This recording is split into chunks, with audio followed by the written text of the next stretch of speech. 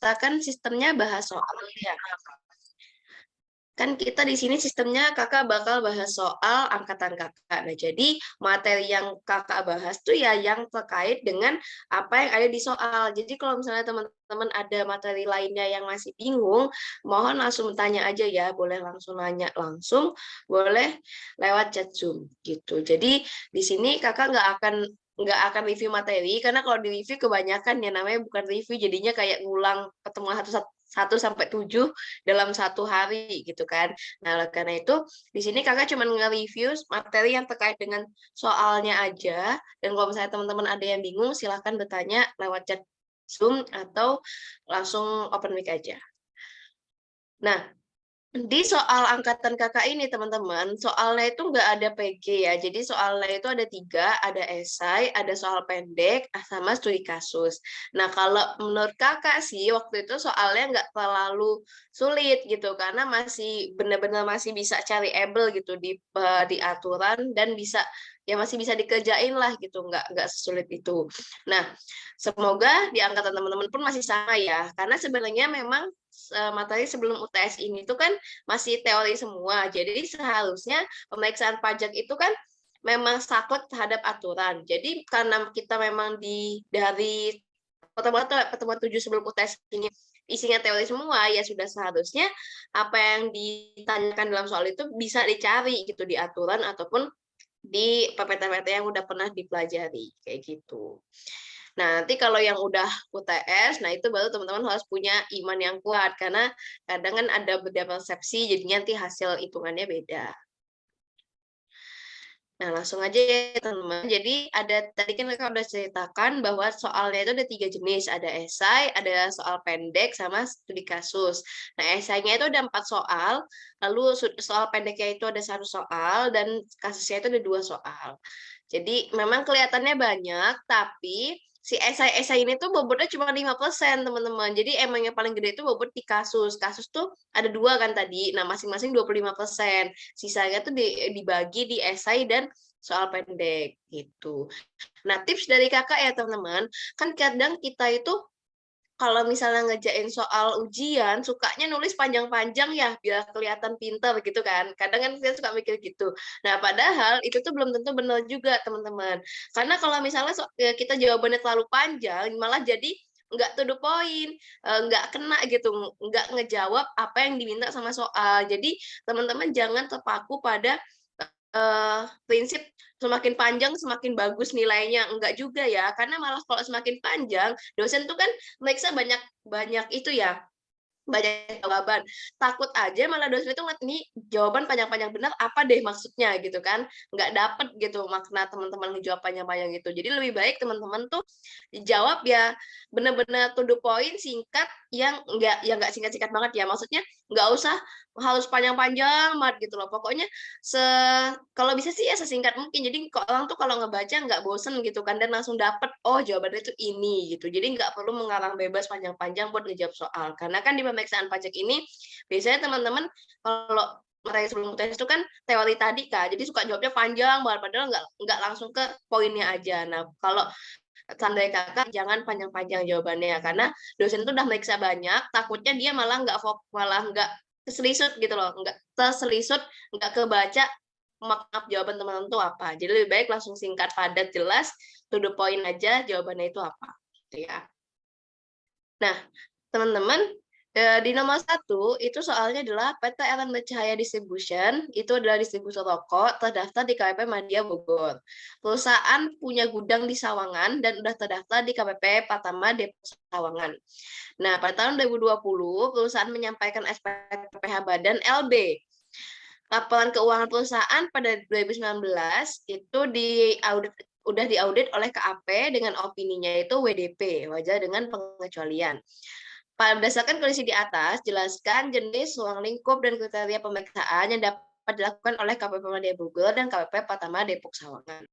Nah, ini teman-teman, jadi kan di sini katanya pada tahun 2020 nyampaikan SPT LB. Nah, SPT LB-nya itu SPT tahun berapa. Nah, ingat ya teman-teman, kadang masih ada yang keliru. Kalau misalnya tahun pajak 2020, artinya kalau misalnya ada WP nyampaikan SPT, yaitu berarti SPT atas tahun pajak sebelumnya, gitu kan. Nggak mungkin tahun pajak 2020 nyampein SPT 2020, kan belum lewat tahunnya. Jadi kadang ada yang suka keliru, loh kok tahun pajak 2020 nyampein SPT 2019, ya itu benar ya. Jadi pada tahun pajak 2020 nyampein SPT 2019.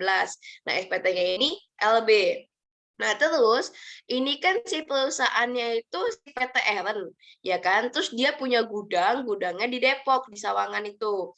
Nah, terus ditanya apa yang dilakukan oleh KP Madya Bogor dan KPP Pratama Depok Sawangan. Nah, sebenarnya teman-teman, yang melakukan pemeriksaan itu pasti ya Madya Bogor gitu. Karena kan yang di Depok Sawangan ini cuma gudangnya doang gitu. Jadi paling nanti si Madya Bogor ini kalau misalnya minta data soal gudang tuh ya paling ngasih pemberitahuan lah ya ke Sawangan kalau kita tuh datang ke gudangnya si PT Eren gitu kan yang terdaftar di KP kamu gitu. Jadi teman-teman di sini nggak perlu ngejawab yang dilakukan oleh KP Madya Bogor apa, yang dilakukan oleh KPP Depok itu apa. Langsung aja jadi satu jawabannya yang harus dilakukan oleh KPP itu apa. Karena memang sebenarnya yang bakal meriksa itu ya si Madya Bogor gitu. Karena kan si perusahaannya itu terdaftar di Madya Bogor.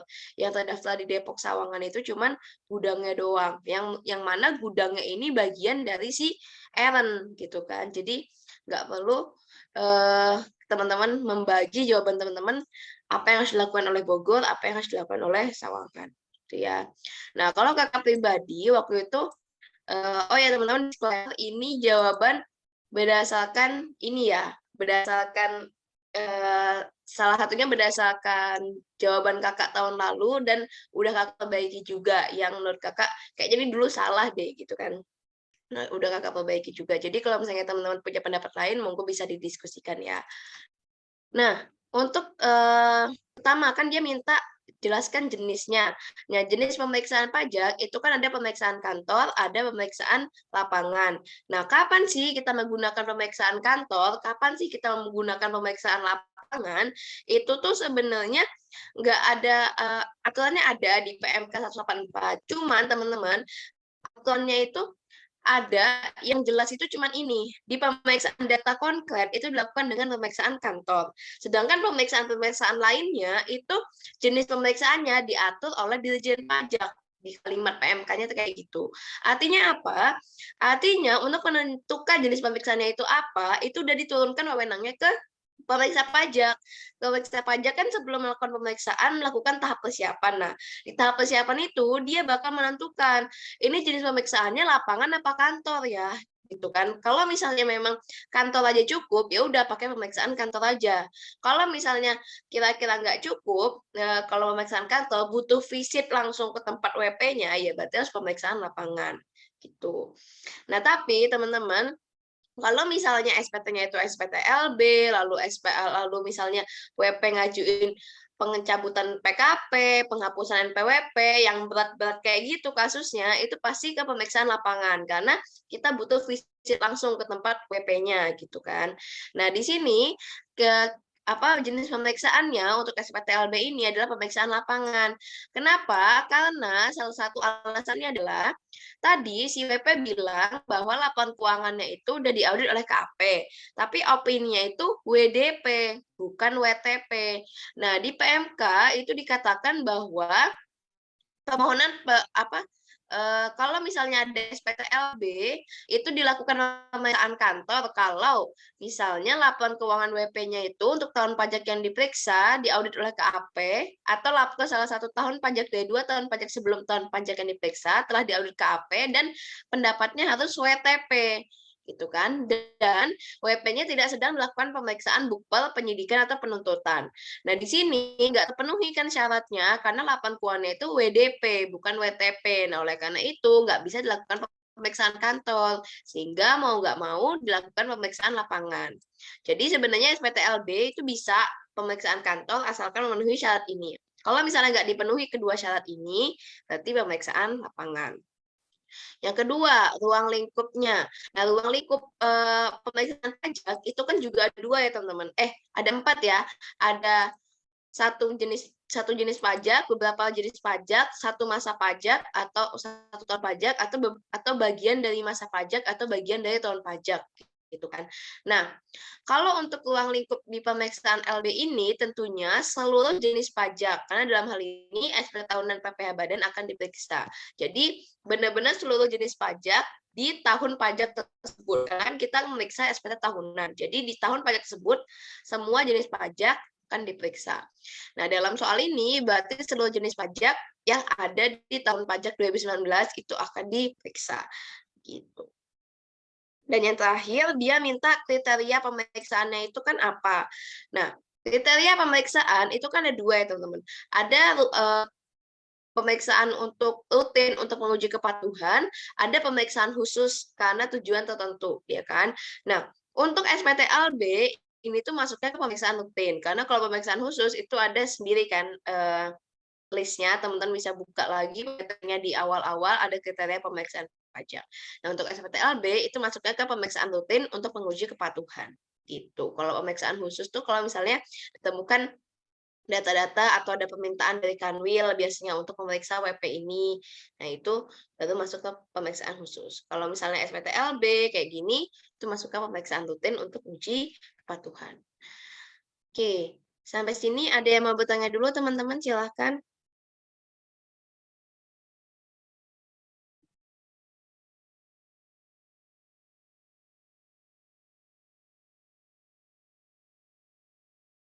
Oke, kalau misalnya belum ada yang bertanya, kakak sambil lanjut ya ke soal selanjutnya. Kalau misalnya nanti ada yang nanya, langsung chat Zoom aja ya. Oke, yang nomor 2. Nah, nomor 2, soalnya itu, oke, bentar, ada yang nanya deh. Kalau pemeriksaan khusus itu sama aja kayak pemeriksaan data konkret nggak, Kak? Oke, kita buka aja deh ya. Pemeriksaan khusus itu seperti apa? Wait.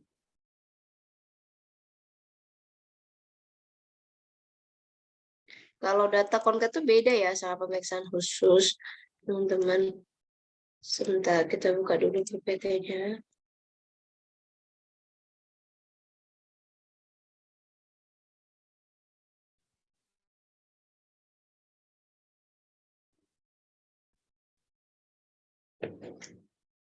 Jadi data konkret itu, tadi kan nanya kata pemeriksaan khusus itu sama aja kayak data konkret, enggak, tapi data konkret itu adalah bagian dari pemeriksaan khusus gitu, paham nggak? Jadi kalau misalnya dibilang pemeriksaan khusus data konkret atau bukan, karena pemeriksaan khusus itu bukan isinya data konkret doang, tapi kalau data konkret itu bagian dari pemeriksaan khusus, itu betul, gitu.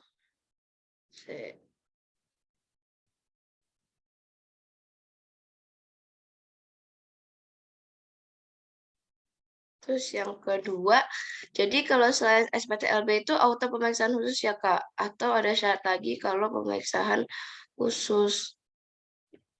Ya, aku diem. Kalau SPTLB itu nggak masuk pasti ke pemeriksaan rutin ya teman-teman, karena dia itu kan masuk ke ini ya, dulu kan ada nih kriteria pemeriksaan pajak untuk menguji kepatuhan itu apa yang harus dilakukan gitu, terus apa yang dapat dilakukan. Nah, terus nanti kan ada pemeriksaan khusus itu apa gitu loh. Ingat gak di pertemuan pertama? Bentar, aku copy-in dulu. Nah, ini nih. Sorry, salah.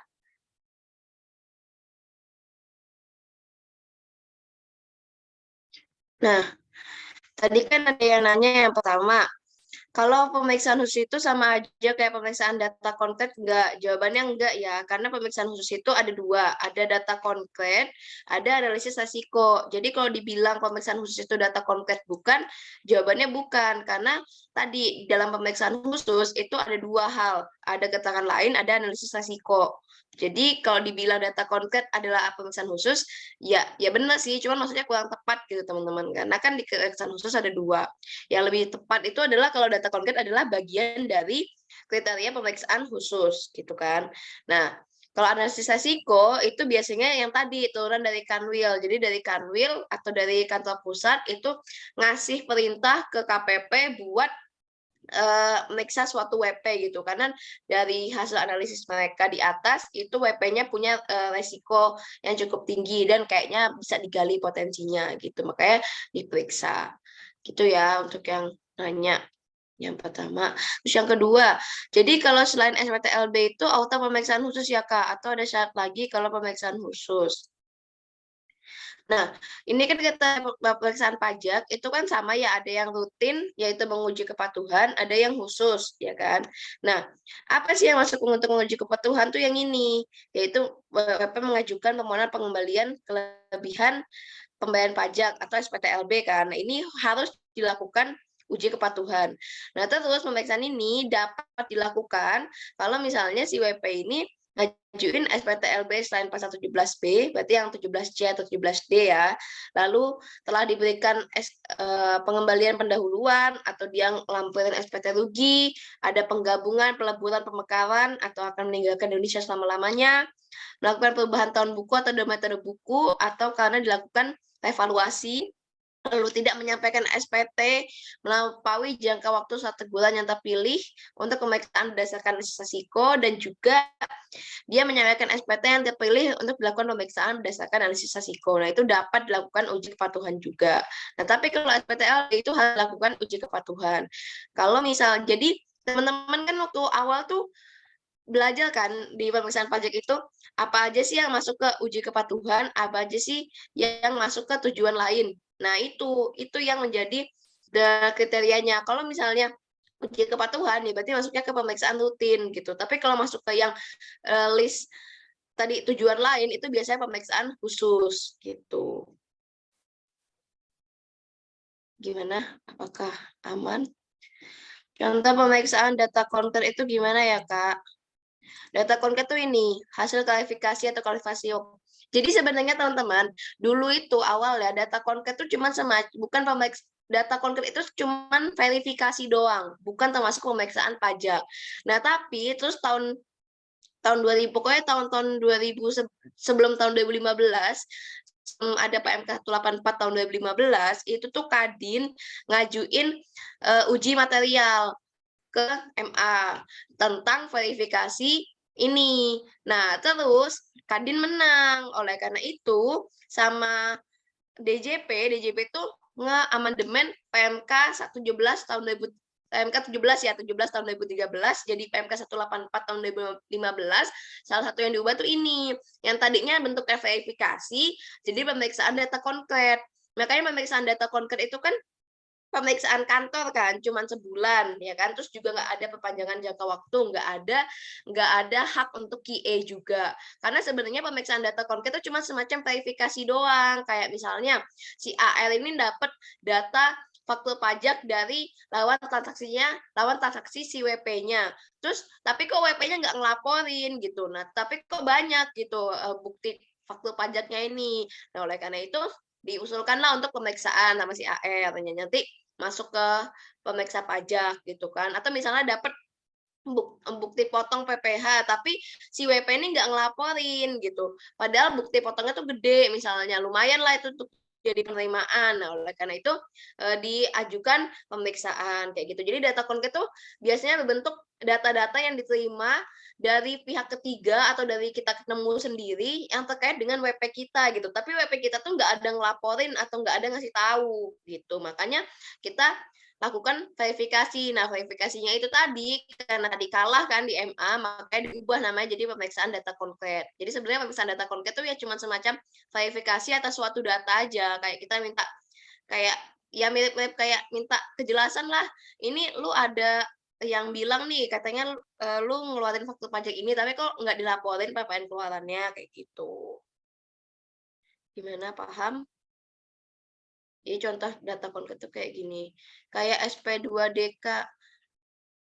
Iya, mirip sih. Jadi kalau SP2DK tuh kan kita cuman, apa ya, tanggapannya itu cuman remeh gitu kan, apa ya, nggak terlalu nggak terlalu berdampak gitu pada penerimaan. Nah, kalau data konkret ini nih, kalau misalnya ternyata memang WP-nya salah, ini berdampak banget untuk naikin penerimaan, gitulah kayaknya perbedaannya, gitu. Ya mirip-mirip SP2DK tapi beda. Kalau ini tuh emang lewat pemeriksaan pajak kan. Kalau SP2DK itu kan dari AL langsung. AL nerbitin SP2DK. Kalau pemeriksaan data konkret kan artinya suratnya dari pemeriksaan dari bagian pemeriksa pajak gitu. Bukan dari AL. Gimana? Ada lagi yang mau bertanya, teman-teman? Sebentar ya, Kakak sambil absen lembur dulu.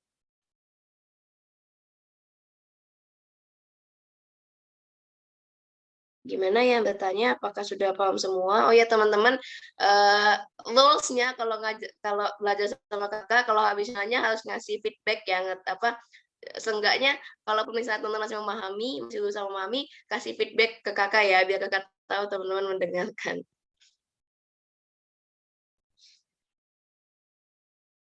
Sebentar ya teman-teman.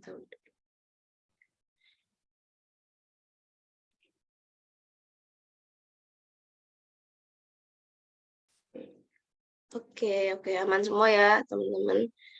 Kalau gitu, ya, ada lagi yang mau bertanya atau bisa dilanjut ke soal berikutnya?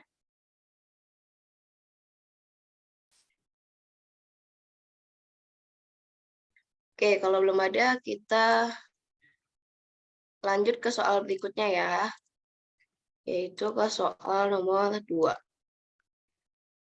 Nah, di soal nomor 2, itu KPP Pratama Pondok Aren melakukan pemeriksaan terhadap WP PT Kalmong atas SPT LB lagi. Dalam pemeriksaan tersebut, tim pemeriksa telah mengumpulkan catatan serta data PT Kalmong yang diperlukan. Hasil pemeriksaan telah diterbitkan SKPKB, tapi WP nggak setuju dengan hasil pemeriksaan dan menganggap proses pemeriksaan tidak sesuai prosedur, yaitu WP tidak menerima SPHP yang dikirimkan oleh KPP melalui pos. WP juga tidak hadir memenuhi undangan PLHP dan terbit berita acara PLHP yang dilengkapi dengan BA ketidakhadiran WP. Berdasarkan ilustrasi di atas, diminta yang pertama, apa yang dimaksud dengan rahasia jabatan atas data-data yang dipinjam oleh PT Kalmong. Atas data-data PT Kalmong yang dipinjam. Yang kedua, jelaskan langkah yang diambil oleh PT Kalmong apabila nggak setuju dengan hasil pemeriksaan.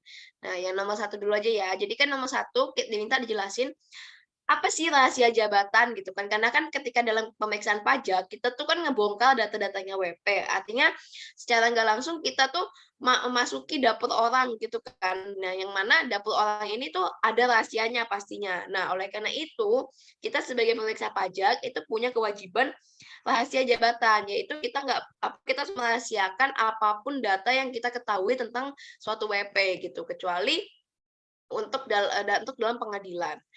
Nah, ini ya. Jadi rahasia jabatan itu kan kita tenaga ahli atau pejabat itu dilarang memperlihatkan informasi atau data tentang WP kepada pihak lain. Jadi kalau misalnya kita tahu data tentang WP, ya nggak boleh kita share ke orang lain lagi. Nah, tapi dengan izin tertulis dari Menteri Keuangan, kita tuh boleh ngasih atau memperlihatkan informasi atau data yang kita tahu tentang WP tersebut. Atas apa? Jadi izin tertulis Menkyu ini akan keluar atas permintaan hakim di pengadilan dalam perkara pidana atau perdata yang yang memerlukan gitu ya informasi tersebut. Makanya kita boleh ngasih, tapi harus sudah ada izin dari Menkyu. Nah, walaupun si hakim di pengadilan itu boleh minta ke Menkyu untuk ngasih izin ke kita ngasih informasi tersebut, ada syaratnya. Permintaan hakim harus memenuhi syarat yang pertama, nama tersangka atau tergugatnya. Biar kita tuh make sure kalau nama tersangka atau tergugatnya itu adalah WP kita, gitu kan. Yang kedua, keterangan yang diminta itu apa? Nah, yang ketiga, kaitan antara si perkara dengan keterangan yang diminta. Jadi, misalnya si hakim tuh minta data A. Nah, hakim tuh bisa jelasin kenapa dia butuh data A tersebut dengan apa kaitannya dengan perkara yang sedang terjadi gitu kan. Jangan cuman asal minta padahal nggak ada hubungannya gitu. Nah, yang kedua, memberikan atau memperlihatkan informasi data kepada data tentang WP kepada pihak yang ditunjuk. Jadi misalnya ada pihak lain yang memang butuh dan urgent gitu kan, maksudnya memang biasanya sih terkait dengan pengadilan ya, terkait dengan pembuktian, boleh minta data tapi harus ada izin tertulis dari Menteri Keuangan gitu. Tadi yang nanya, Kak, identitas WP, list informasi yang bersifat umum itu yang memberikan itu si pejabat ya Kak, bukan WP-nya langsung. Yang mana nih? Iya, ini yang ngasih itu si pejabat. Jadi identitas WP dan informasi yang bersifat umum tentang perpajakan ini yang ngasih itu si pejabatnya, kitanya. Ya kan mereka lagi mintanya ke kita, ya kita ngasih sesuai yang kita punya aja gitu. Karena kan kalau misalnya ya pasti mereka minta ke WP-nya juga dong, kan WP-nya yang lagi berperkara yang lagi gelar perkara di pengadilan. Tapi kan kenapa pengadilan minta ke kita juga ya berarti buat make sure gitu kan, buat cross check, mana tahu ada data yang di WP yang nggak ada, yang datanya ada tapi ternyata WP itu nggak ngasih tahu gitu. Nah ini dikecualikan dari rahasia jabatan ini adalah pejabat, tenaga ahli sebagai saksi atau ahli di pengadilan atau ditetapkan Menkyu untuk memberikan keterangan kepada lembaga negara atau instansi pemerintah yang berwenang yang melakukan. Jadi kita tuh dikecualikan dari kewajiban rahasia jabatan kalau misalnya ditetapkan oleh Menkyu untuk ngasih keterangan ke pejabat lembaga negara atau instansi yang berwenang. Intinya teman-teman, pejabat ataupun pemeriksa pajak itu tuh kan wajib untuk merahasiakan apapun informasi tentang WP, baik itu yang bersifat umum apalagi yang bersifat khusus gitu kan. Nah, tapi kalau misalnya kita ada ditetapin oleh Menteri Keuangan atau kita dapat izin tertulis dari Menteri Keuangan untuk ngasih data ke orang lain, baik itu ke pengadilan, ke pihak ketiga yang ditunjuk, ataupun ke pejabat lembaga negara, instansi yang berwenang lainnya, itu ya kita jadi boleh gitu ngasih, asalkan tadi ada izin tertulis dari Menteri Keuangan, udah, atau ditetapin oleh Menkyu. Kalau misalnya udah ada izin dari Big Boss kita itu, ya kita boleh ngasih gitu. Tapi selama nggak ada izin atau selama nggak ditetapkan oleh si Big Boss ini, maka kita nggak boleh ngasih, walaupun itu sifatnya umum gitu. Karena ya umum atau khusus itu kan subjektif ya. Menurut kita itu informasi umum, tapi menurut WP itu adalah informasi khusus, kan nggak tahu gitu. Jadi pokoknya kalau misalnya nggak ada izin tertulis dari Menkyu atau nggak ditetapin oleh Menkyu, maka kita nggak boleh ngasih informasi apapun tentang WP yang kita ketahui. Jadi nggak perlu minta izin ke WP-nya lagi ya? Nggak perlu, karena memang kita udah dapat izin untuk ngasih tahu. Gitu. Jadi nggak perlu lagi minta izin ke WP. Kan udah dapat izin dari Big Boss. Kalau WP-nya marah, ya biarkan Big Boss ini yang bertanggung jawab gitu ya. Karena kita kan bekerja sesuai dengan arahan dari atasan. Kalau atasan sudah mengizinkan, sudah biarkan tanggung jawabnya ada di mereka gitu. Izin minum ya teman-teman.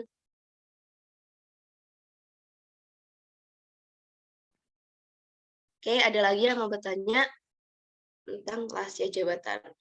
Nah, selain rahasia jabatan yang ini, teman-teman yang digambar ini, Undang-Undang KUP di pasal 34 ayat 1 juga mengamanahkan bahwa setiap pejabat dilarang memberitahukan kepada pihak lain segala sesuatu yang diketahui atau diberitahukan kepadanya oleh WP dalam rangka jabatan atau menjalankan peraturan perundang-undangan pajak. Jadi, memang dilarang ya untuk memberikan informasi tadi, kecuali dapat izin tertulis dari Menkyu.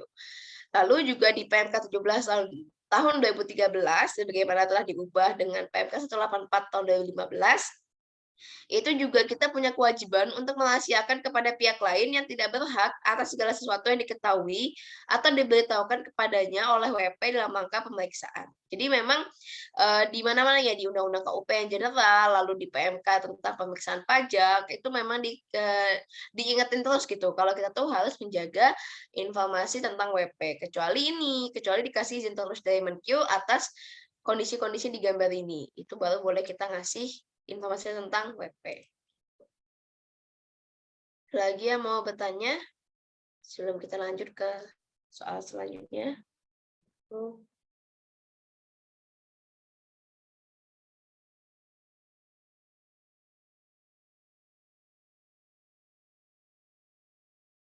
Oke, kalau belum ada kita lanjut ya ke soal selanjutnya. Nah, yang kedua itu kan tadi katanya jelaskan langkah yang dapat diambil oleh PT Kalmong apabila tidak setuju dengan hasil pemeriksaan. Nah, tadi itu gimana sih alurnya? Kan SKPKB udah terbit, ya kan? Nah, tapi SKPKB ini WP nggak setuju. Kenapa? Karena menurut WP itu nggak menerima SPHP. Nah, tapi berdasarkan KPP, kata si KPP, SPHP-nya tuh udah dikirimin, tapi lewat pos, gitu kan. Nah, terus juga WP itu nggak hadir dalam PAHP. Dan jadinya karena WP nggak hadir, terbit BA PAHP yang dilengkapi dengan BA ketidakhadiran WP. Gitu. Nah, di sini WP itu nggak apa ngerasa nggak nerima SPHP gitu. Nah, padahal kan biasanya undangan untuk PAHP itu kan bersamaan dengan SPHP. Nah, karena WP-nya nggak nerima SPHP, ya jelas dong dia nggak datang PAHP, karena kan undangannya itu biasanya nyatu dalam SPHP ini. Jadi dikirim barengan gitu maksudnya, bukan nyatu dalam satu dokumen ya, tapi maksud Kakak nyatu itu adalah dikirimnya barengan. Jadi ketika kita ngirim SPHP, biasanya kita sambil ngirim di dalamnya itu ada undangan PAHP juga. Nah, si WP ngerasa nggak nerima SPHP, ya wajar dia nggak datang PAHP. Orang dia nggak nerima dokumennya, ya dia tahu ada PAHP dari mana kalau kayak gitu kan. Nah, terus di posisi KPP, KPP bilang, "Loh saya udah kirim lewat pos." Nah, ini yang dipermasalahkan sekarang. Itu kan berarti problem mereka berdua tuh. Nah, mari kita selesaikan. Jadi, jawabannya, langkah yang dapat diambil oleh PT Kamong itu dia bisa ngajuin gugatan ke pengadilan pajak karena SKPKB yang diterbitkan atas hasil pemeriksaan itu nggak dilakukan sesuai dengan prosedur, yang mana SPHP tidak disampaikan ke WP. Nah, Kak, tadi kan KPP udah ngirim lewat pos. Kita lihat di PMK 184 tahun 2015, itu bahwa pasal 41 bilang kalau hasil pemeriksaan untuk menguji kepatuhan harus diberitahukan kepada WP melalui penyampaian SPHP yang dilampiri dengan daftar temuan hasil pemeriksaan. Nah, lalu SPHP dan daftar temuan hasil pemeriksaan ini disampaikan oleh pemeriksa pajak secara langsung atau melalui faksimil. Nah, di sini PMK tuh udah ngatur, dikasihnya itu secara langsung atau melalui faksimil. Nah, ini KPP ngirimnya lewat pos. Salah dong kalau misalnya di pengadilan tuh kan kita benar-benar harus strict to the rules banget gitu ya. Aturannya udah ngasih tahu harus dikirimnya secara langsung atau faksimil. Ya mungkin kalau dalam praktisnya kita suka ngirim pos gitu kan. Ya tapi kan sebenarnya nggak boleh gitu. Jadi pasti si KPP ini kalah karena memang aturannya itu udah nentuin SPHP harus dikirim secara langsung atau melalui faksimil. Lah ini dikirimnya lewat pos. Ya wajar kalau gitu alasannya si WP bilang nggak menerima SPHP itu dapat dibenarkan. Tuh, karena memang PMK-nya udah ngatur boleh melalui secara langsung atau melalui faksimil, nggak bukan melalui pos gitu. Jadi dia bisa ngajuin gugatan. Si WP ini, si PT Kalmong, dalam hal ini PT Kalmong, itu boleh ngajuin gugatan ke pengadilan pajak dengan alasan SKPKB terbit tidak sesuai dengan prosedurnya. Nah, yang kedua, dia juga bisa ngajuin pembatalan atas SKPKB yang sudah terbit. Nah, kalau ini ngajuinnya ke Dirjen Pajak. Kalau pembatalan ini berarti dia ngajuin ke KPP surat permohonan pembatalan SKPKB yang udah terbit. Nah, nanti proses itu diambil. Setelah hasil keputusan Kanwila itu bakal dikirim lagi ke KPP, nanti dikasih tahu ke PP gitu. Jadi ada dua ya, bisa dia gugatan, jadi nanti di gugatan ini dibatalkan SKPKB-nya atau dia bisa langsung ajuin aja pembatalan gitu, nggak perlu pakai gugatan ke pengadilan pajak. Itu PMK apa ya, Kak? Ya PMK 184 tahun 2015 tuh.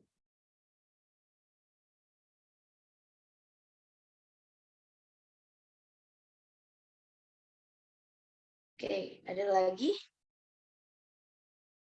Itu PMK ya PMK ini ya, PMK pemeriksaan ya.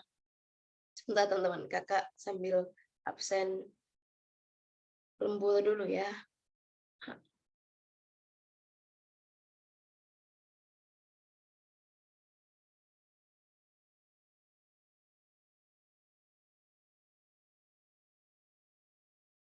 Sebentar ya teman-teman, sorry.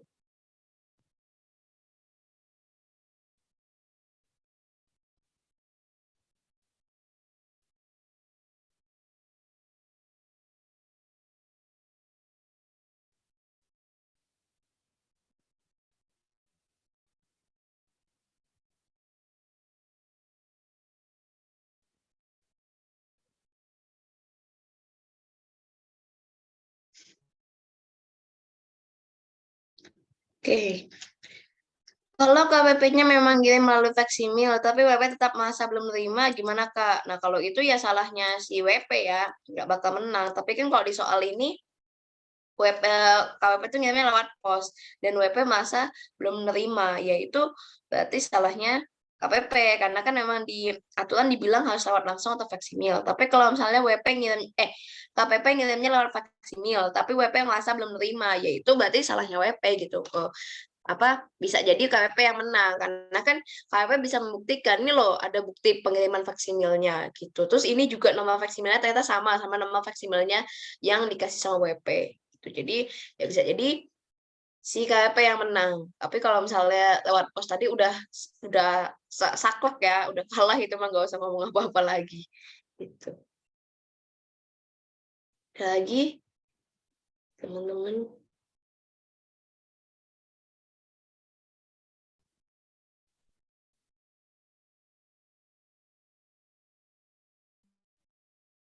Oke.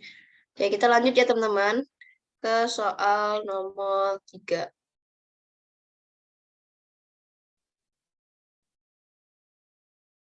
Nah, di soal nomor 3 ini kelihatannya agak panjang, padahal jawabannya tuh enggak sepanjang itu gitu. Emang soal-soal pemeriksaan pajak ini suka ngalurnya panjang banget gitu kan, padahal inti soalnya itu enggak terlalu banyak. Oke, nomor 3, Vincenzo Casano itu seorang selebgram di Jakarta, terdaftar di KW Pertama Jakarta Budi Setia. Nah, AL-nya telah menerbitkan surat imbauan berupa permintaan keterangan berupa data bukti PP21 yang melaporkan SPT tahunan, namun tidak direspon. Nah, ini nih, dia ngirimin SP2DK kan AL-nya. Nah, terus KPP akhirnya melakukan pemeriksaan data konkret. Nah, ini. Jadi SP2DK-nya nggak diwaro, padahal kita tahu kalau ini tuh kelihatannya berpotensi untuk menambah penerimaan, ya udah jadinya diajukan pemeriksaan data konkret kan. Nah, akhirnya melakukan pemeriksaan data konkret terkait penghasilan yang belum dilaporkan tersebut dengan uraian proses pemeriksaan sebagai berikut. Yang pertama, SP2 dan surat panggilan pemeriksaan. SP2-nya yaitu surat perintah pemeriksaan diterbitkan tanggal 2 Juni 2021. Lalu surat panggilan pemeriksaan diantar langsung kepada WP tanggal 4 Juni 2021. Lalu yang kedua, surat panggilan pemeriksaan meminta kehadiran WP pada tanggal 15 Juni 2021. Jadi dalam surat panggilan tadi, kita tuh ngundang WP untuk datang tanggal 15 Juni. Lalu yang ketiga, si Vincenzo itu melakukan pembetulan SPT dengan mengirimkan melalui pos pada tanggal 11 Juni 2021. Lalu Vincenzo itu hadir memenuhi panggilan pemeriksaannya pada 21 Juni 2021 dan menyatakan menolak untuk dilakukan pemeriksaan dan menolak untuk kedatangan BA yang dibuat oleh pemeriksa. Lalu yang kelima, pemeriksa menjelaskan bahwa si Vincenzo punya hak untuk mengajukan QE apabila nggak setuju dengan data konkret yang menjadi dasar pemeriksaan. Dan yang terakhir, pemeriksa melakukan perpanjangan pengujian pemeriksaan selama 2 bulan pada tanggal 1 Juli. Nah, terus yang pertama, jelaskan uraian pandangan Anda terkait prosedur yang tidak tepat. Jadi, teman-teman disuruh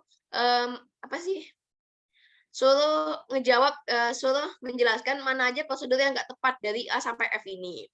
Yang kedua, apa aja yang harus dilakukan oleh pemeriksa kalau si Vincenzo ini menolak untuk dilakukan pemeriksaan dan menolak juga untuk tanda tangan BA si pemeriksa, gitu kan. Nah, soal pertama dulu. Mana aja sih prosedur yang nggak tepat dari A sampai F ini? Nah, prosedur yang nggak tepat itu yang pertama di prosedur B. Prosedur B itu kan katanya di surat panggilan meminta kehadiran WP tanggal 15 Juni. Nah, teman-teman, bahwa yang namanya pertemuan dengan WP itu paling lama 5 hari kerja sejak terbit surat panggilan. Jadi, ketika kita ngasih surat panggilan kepada WP, itu maksimal ketemu WP paling lama 5 hari kerja sejak terbit surat panggilan. Nah, surat panggilannya kan tanggal 4 Juni. Nah, 4 Juni 2021 itu udah Kakak cek semalam, itu hari Jumat. Nah, oleh karena itu, kalau maksimal 5 hari kerja, artinya kan maksimal Jumat depannya. Nah, tapi ternyata surat ini malah nyuruh WP hadir tanggal 15 Juni. Padahal 15 Juni itu udah minggu berikutnya lagi. Nah, itu salah karena harusnya maksimal 5 hari kerja. Jadi maksimal harusnya undangan untuk ketemu WP itu ketemunya maksimal tanggal 11 Juni, bukan tanggal 15. Lalu yang kedua, prosedur C itu juga salah. Kenapa prosedur C salah, Kak? Si Vincenzo itu melakukan pembetulan SPT. Nah, yang namanya pembetulan SPT itu dilakukan kalau misalnya belum dilakukan pemeriksaan pajak. Jadi kita sebagai WP itu punya hak untuk ngajuin pembetulan kalau misalnya belum dilakukan pemeriksaan pajak. Nah, apa sih tandanya pemeriksaan pajak itu dimulai? Tandanya pemeriksaan pajak dimulai itu kalau pemeriksaan kantor, berarti dikirimin surat panggilan untuk datang ke kantor, ya kan? Nah, kalau pemeriksaan lapangan itu berarti dikirimin SPPL, surat pemberitahuan pemeriksaan lapangan. Jadi intinya ketika surat ini baik pokoknya surat panggilan untuk pemeriksaan ini terbit, itu artinya pemeriksaan pajak udah dimulai gitu. Jadi kita udah nggak punya hak untuk membetulkan SPT. Makanya prosedur C itu salah. Lalu lanjut prosedur D, yang namanya nolak ya itu hak dia ya. Tapi sebenarnya ini juga salah. Salahnya tuh kan si Vincenzo disuruh datangnya tanggal 15. Tapi datangnya tanggal 21. Itu kan seenak jidat ya. Kalau kakak jadi pemeriksa udah makin kakak susahin ini orang. Nggak boleh ya, bercanda. Nah, lanjut yang prosedur E, pemeriksa menjelaskan bahwa si Vincenzo itu punya hak untuk IE. Nah, teman-teman, ketika kita pertama kali ketemu WP untuk melakukan pemeriksaan, itu kan kita menjelaskan ya ke WP, kewajiban WP itu apa aja selama pemeriksaan, hak WP itu selama pemeriksaan itu apa aja gitu kan. Nah, salah satu hak WP itu kan memang mengajukan QE kalau misalnya nggak setuju dengan hasil pemeriksaan. Jadi sebelum terbit LHP itu ada namanya QE kan, QE ke Kanwil. Nah, tapi teman-teman, kalau pemeriksaan data konkret itu nggak boleh QE, WP itu nggak punya hak untuk QE. Jadi semua pemeriksaan, semua jenis pemeriksaan itu punya hak untuk QE, kecuali pemeriksaan kantor atas data konkret. Nah, kalau pemeriksaan kantor atas data konkret itu nggak boleh QE, nggak punya hak QE. Jadi prosedur E ini salah. Pemeriksa itu harusnya jangan bilang ke WP kalau dia itu punya hak untuk QE, harusnya malah bilangnya karena ini pemeriksaan data konkret, WP itu nggak punya hak untuk QE, gitu. Dan yang terakhir, prosedur F ini juga salah. Kenapa? Karena pemeriksa melakukan perpanjangan jangka waktu pengujian. Padahal pemeriksaan data konkret itu nggak boleh diperpanjang jangka waktunya. Gitu. Benar-benar cuma sebulan doang untuk pengujiannya, lalu 10 hari untuk dari SPHP sampai terbit LHP. Dan nggak ada perpanjangan jangka waktu. Jadi prosedur B, C, E, F ini salah. Itu ya. Sampai sini dulu, ada yang mau ditanyain teman-teman? Sebelum lanjutkan soal nomor 2-nya.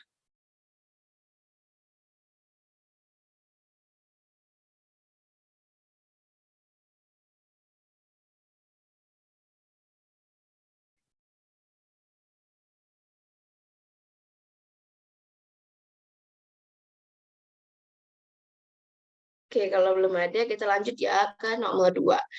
Yang nomor 2, itu teman-teman diminta untuk menjelaskan apa yang harus dilakukan oleh pemeriksa kalau misalnya si WP-nya, yaitu si Vincenzo ini, menolak dilakukan pemeriksaan.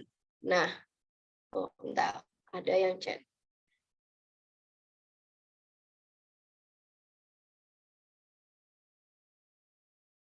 Kok mati?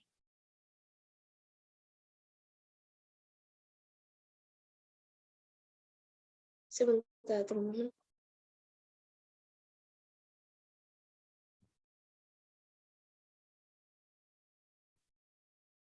Oh, sorry. Tiba-tiba mati. Oke, ada yang nanya dulu.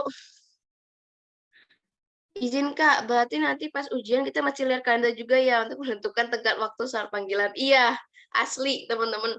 Kalau misalnya teman-teman ada ini ya di LIPA sama di UHP, itu kan mainannya tanggal kan, karena ada jatuh temponya.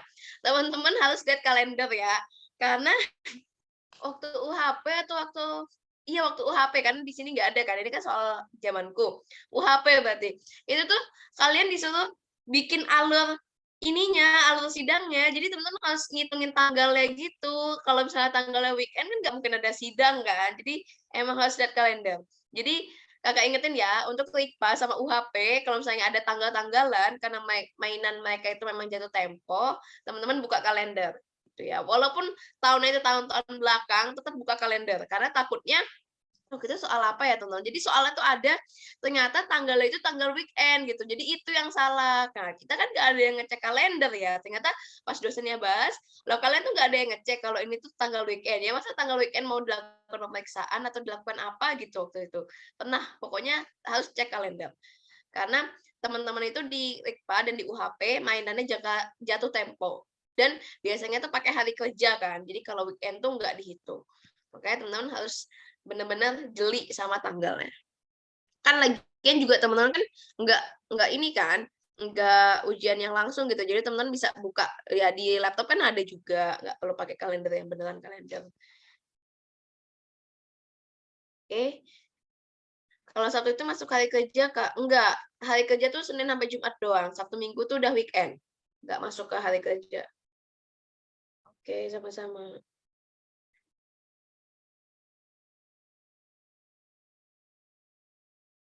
Ada lagi? Jadi jangan lupa untuk buka kalender ya, teman-teman. Terus lihat-lihat tahunnya.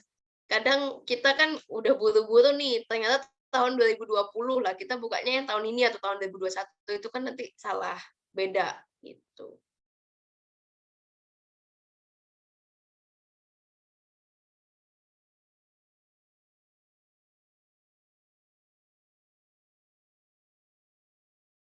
Oke, ada lagi? Oke, kalau nggak ada kita lanjut ya. Mohon maaf ya teman-teman, ini ada urusan kantor juga jadi sambil ngeliat HP. Kalau ada libur nasional ngaruh nggak, Kak? Asli ngaruh, karena kan hari kerja. Namanya hari kerja tuh berarti kalau ada tanggal merah, nggak dihitung gitu.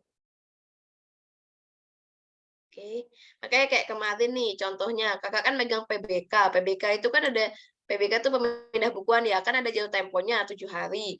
Nah, 7 harinya itu, kalau PBK itu nggak termasuk, 7 harinya itu 7 hari, bukan 7 hari kerja. Nah, makanya waktu pas kemarin lebaran tuh kita Kakak ngitung, ini 7 hari berarti pas yang kalau udah hari H mending, sanggup nggak nih kalau diterima, kayak gitu kan.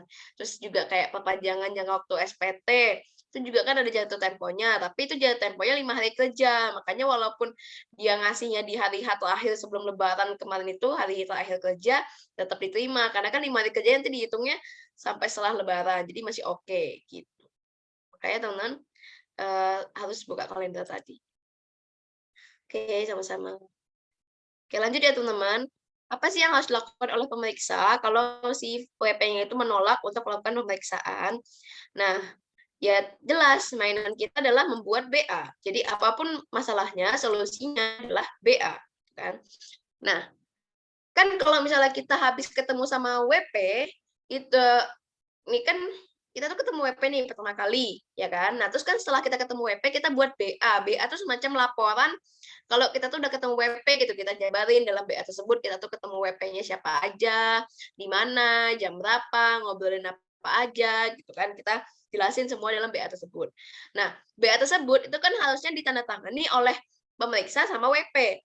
Nah, tapi kalau misalnya WP-nya itu ternyata menolak untuk diperiksa dan menolak untuk tanda tangan, ya udah ditulis aja dalam BA tersebut catatan bahwa dalam hasil dari pertemuan ini WP itu menolak untuk diperiksa dan juga WP menolak untuk menandatangani berita acara ini. Tuh. Nah, terus karena WP itu menolak untuk diperiksa dan menolak juga untuk tanda tangan BA tersebut, ya bukan berarti kita ciut, bukan berarti kita ya udah deh nggak jadi pemeriksanya kan lu nggak mau, bukan gitu ya. Tapi ya tetap kita lakukan pemeriksaan. Nah, berdasarkan BA penolakan pemeriksaan tadi, pemeriksa pajak itu dapat melakukan pemeriksaan pajaknya berlanjut dan dapat melakukan yang namanya penetapan pajak secara jabatan atau bahkan mengusulkan bukper kalau ternyata ada indikasi tindak pidana perpajakan gitu. Jadi kalau misalnya memeriksa ya ini kan jawaban singkat aja ya teman-teman. Kalau misalnya teman-teman ujian nanti ya mungkin bolehlah kata-katanya panjang-panjangin dikit gitu biar nggak sesingkat ini. Tapi kalau intinya ketika pemeriksa ketemu dengan WP dan WP-nya itu menolak, ya udah buat catatan aja di BA. Terus dari BA tersebut karena BA itu adalah BA penolakan kan, berarti pemeriksa pajak tetap bisa melanjutkan pemeriksaannya dan melakukan penetapan pajak secara jabatan atau mengusulkan bukber kalau ada indikasi tindak pidana. Gitu. Oke, ada lagi yang mau ditanyakan?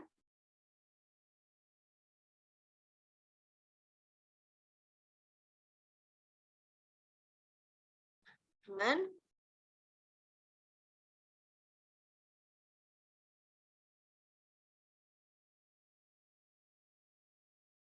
Oke, kalau aman kita lanjut ya ke soal terakhir di esai.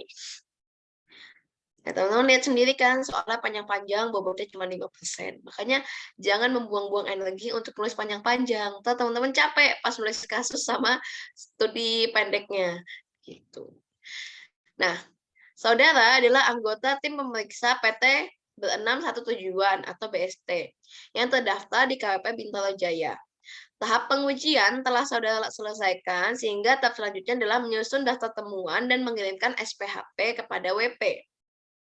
Terkait hal tersebut, mohon saudara jelaskan langkah-langkah yang saudara lakukan apabila WP yang pertama menolak untuk menerima SPHP, yang kedua menerima SPHP tapi setelah jangka waktu yang diberikan tidak menyampaikan tanggapan. Baiklah, ini sangat mudah teman-teman, ada di PMK semua. Yang A, di pasal 41 PMK 17 tahun 2013 bagaimana telah diubah dengan PMK 184 tahun 2015. Di sini dijelaskan di ayat 3 dan 4 bagaimana kalau WP itu menolak menerima SPHP. Kalau misalnya SPHP disampaikan secara langsung dan WP-nya itu menolak untuk menerima SPHP, maka mereka harus tanda tangan surat penolakan menerima SPHP. Kalau misalnya si WP-nya juga menolak menandatangani surat penolakan menerima SPHP, maka si pemeriksa pajak buat BA penolakan penerimaan SPHP dan ditandatangani oleh tim pemeriksa pajak gitu. Karena si WP nggak mau tanda tangan, ya udah kita buat BA. Itu kan makanya tadi kakak bilang apapun masalahnya solusinya adalah buat BA. Yang kedua, kalau misalnya WP itu menerima SPHP namun tidak memberikan tanggapan tertulis. Nah, itu gimana? Nah, yang namanya tanggapan tertulis, teman-teman, itu adalah wajib. Jadi, WP ketika dalam pemeriksaan pajak, itu kan kita sebagai pemeriksa pajak wajib memberikan SPHP kan kepada WP. Nah, WP setelah menerima SPHP tersebut sebenarnya punya kewajiban untuk memberikan tanggapan tertulis. Baik itu tanggapan yang menolak maupun setuju, itu harus ngasih tanggapan. Nah, ini kakak sering menerima surat, kan karena kakak seksi pelayanan ya di TPT itu sering menerima surat tanggapan atas SPHP. Nah, kakak baca tanggapan atas SPHP-nya itu ya kadang ada yang menerima, misalnya dia ada yang menerima sebagian, jadi dia ngomong gitu, kami setuju dengan hasil pemeriksaan, atau dia bilang kami setuju dengan hasil pemeriksaan yang menyatakan ini, tapi untuk bukti yang ini kami tidak setuju karena lalala gitu, atau misalnya kami menyatakan tidak setuju karena apa alasannya. Jadi memang harus ada tanggapan tertulis dari SPHP. Nah, kalau WP-nya menerima SPHP tapi nggak ngasih tanggapan tertulis, diatur juga nih di pasal 42 ayat 7, dalam hal WP tidak menyampaikan tanggapan tertulis atas SPHP, maka kita sebagai pemeriksa pajak membuat BA tidak disampaikannya tanggapan tertulis atas SPHP dan ditandatangani oleh tim pemeriksa pajak. Jadi karena tanggapan tertulis yang nggak dikasih-kasih, dan kan tanggapan tertulis tuh maksimal 3 hari ya. Iya 3 hari, terus diperpanjang 3 hari lagi, jadi maksimal 6 hari kan. Kalau belum juga dikasih, ya udah kita buat BA kalau nggak disampaikan tanggapan tertulis dari WP. Gitu. Itulah mengenai SPHP. Nah, selesai sudah soal esainya. Ada yang mau ditanyain dulu, teman-teman?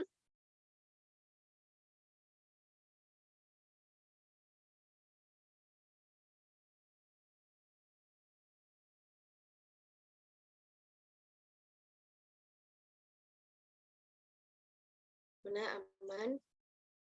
Boleh minta reaction-nya dulu kalau misalnya aman, biar kita lanjut ke soal selanjutnya, itu soal pendek.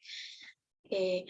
Karena di soal pendek dan soal kasus ini mulai ngitung ya, tapi ngitungnya itu masih mudah lah kalau untuk yang sebelum UTS. Nanti yang puyeng itu adalah ngitung ketika UAS, karena banyak banget, ditambah kan biasanya kita ngajarnya pakai Excel, ya kan, tinggal masuk-masukin rumus.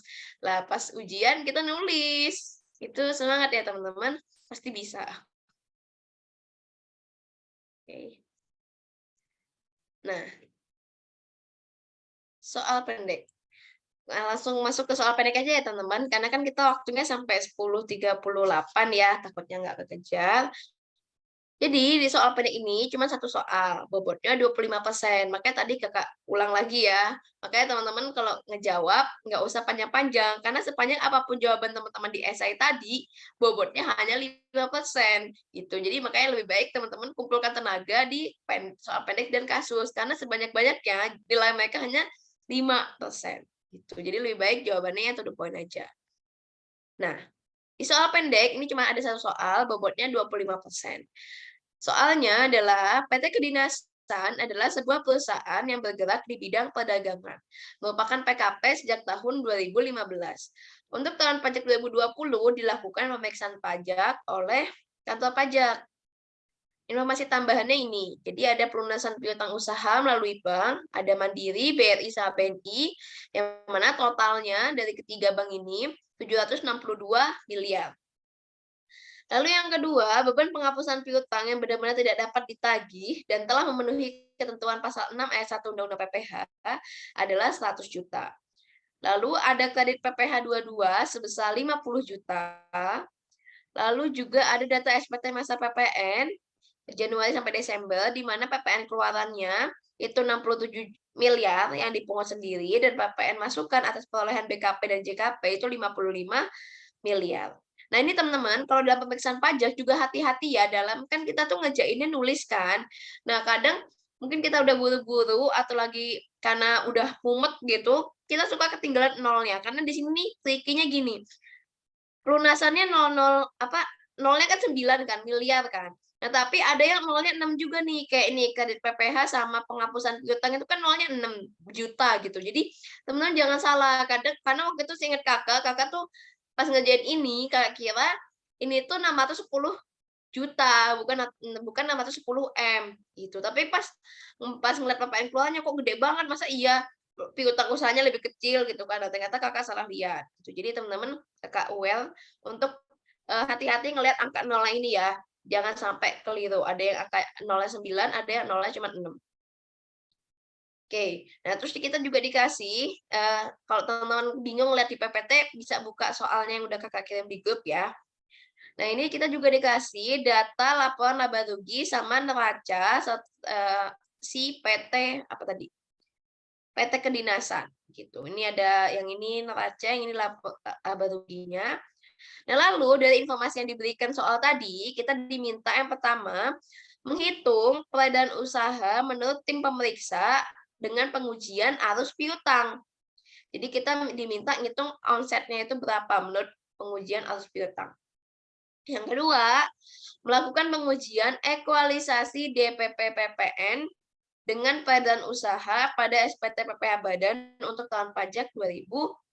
Jadi yang pertama kita itu yang intinya ya teman-teman, yang pertama kita dilakukan minta uji arus piutang, yang kedua kita lakukan ekualisasi DPP PPN dengan omset pada SPT. Gitu. Dua itu yang diminta.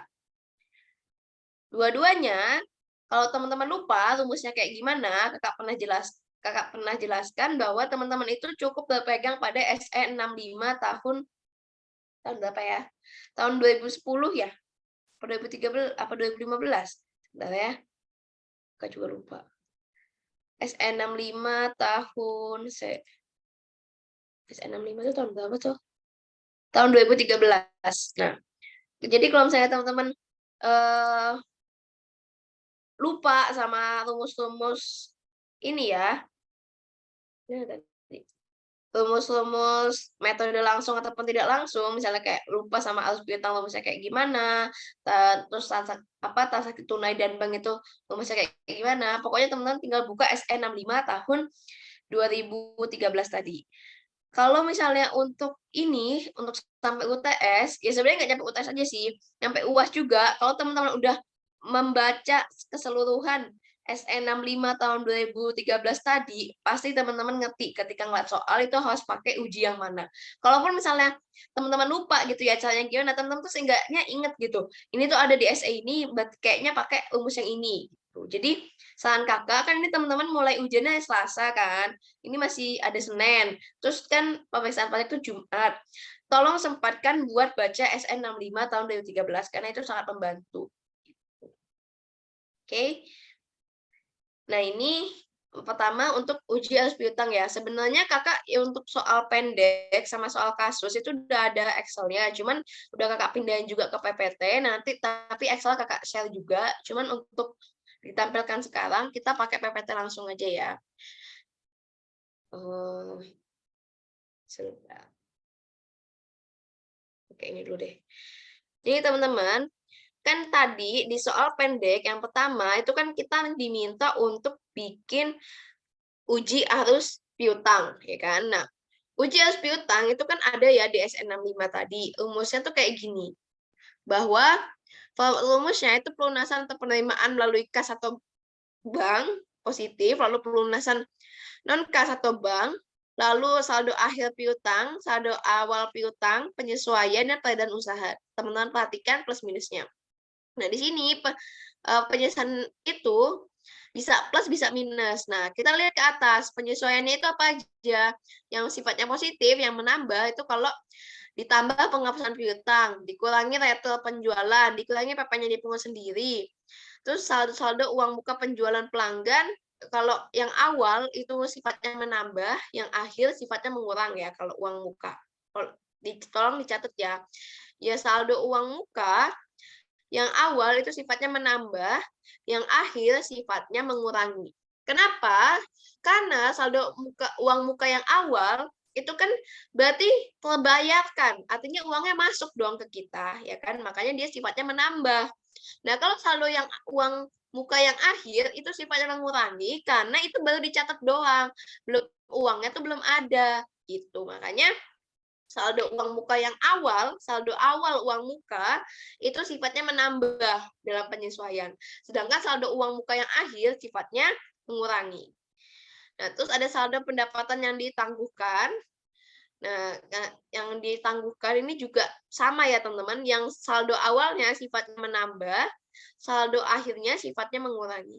Serta penyesuaian lain yang tidak ada hubungannya dengan penerimaan atau penghasilan. Misalnya ada pembayaran utang karyawan, lalu misalnya ada pelunasan, misalnya ada pemberian pinjaman, kayak itu kan nggak berhubungan dengan penerimaan atau penghasilan. Oke, ingat ya soal ini. Sebentar, kakak izin minum dulu.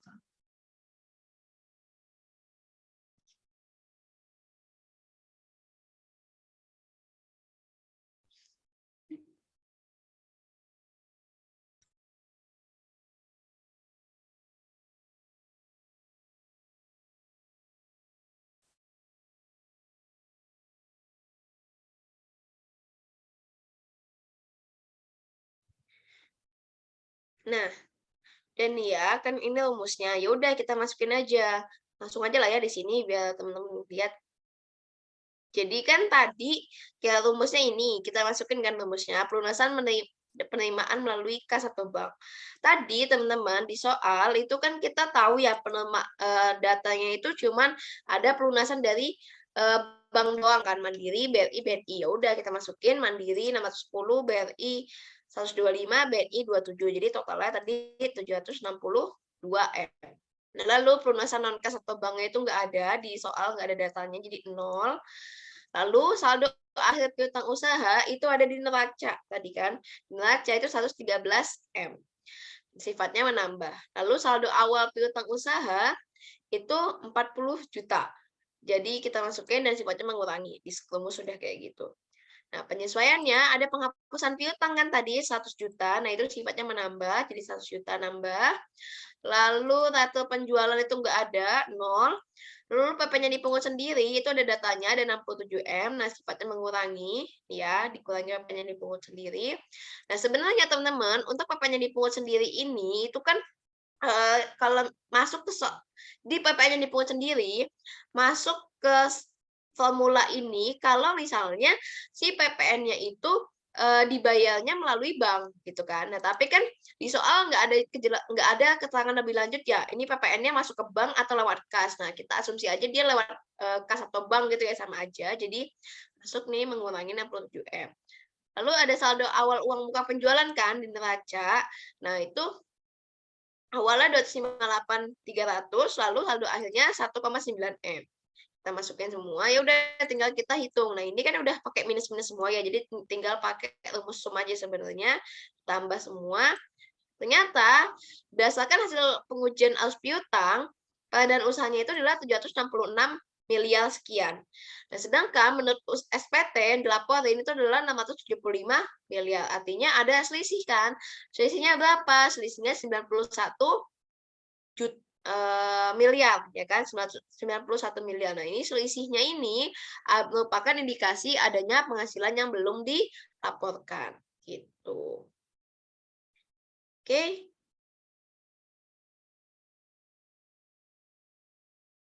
Aman ya, teman-teman? Untuk uji arus piutangnya, ada yang mau ditanyakan terlebih dahulu? Tunggu.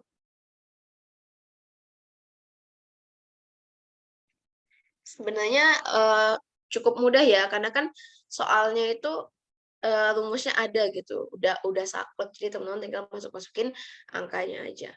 Oke, ada yang mau tanyain dulu tentang arus piutang? Monggo, barangkali ada yang bingung.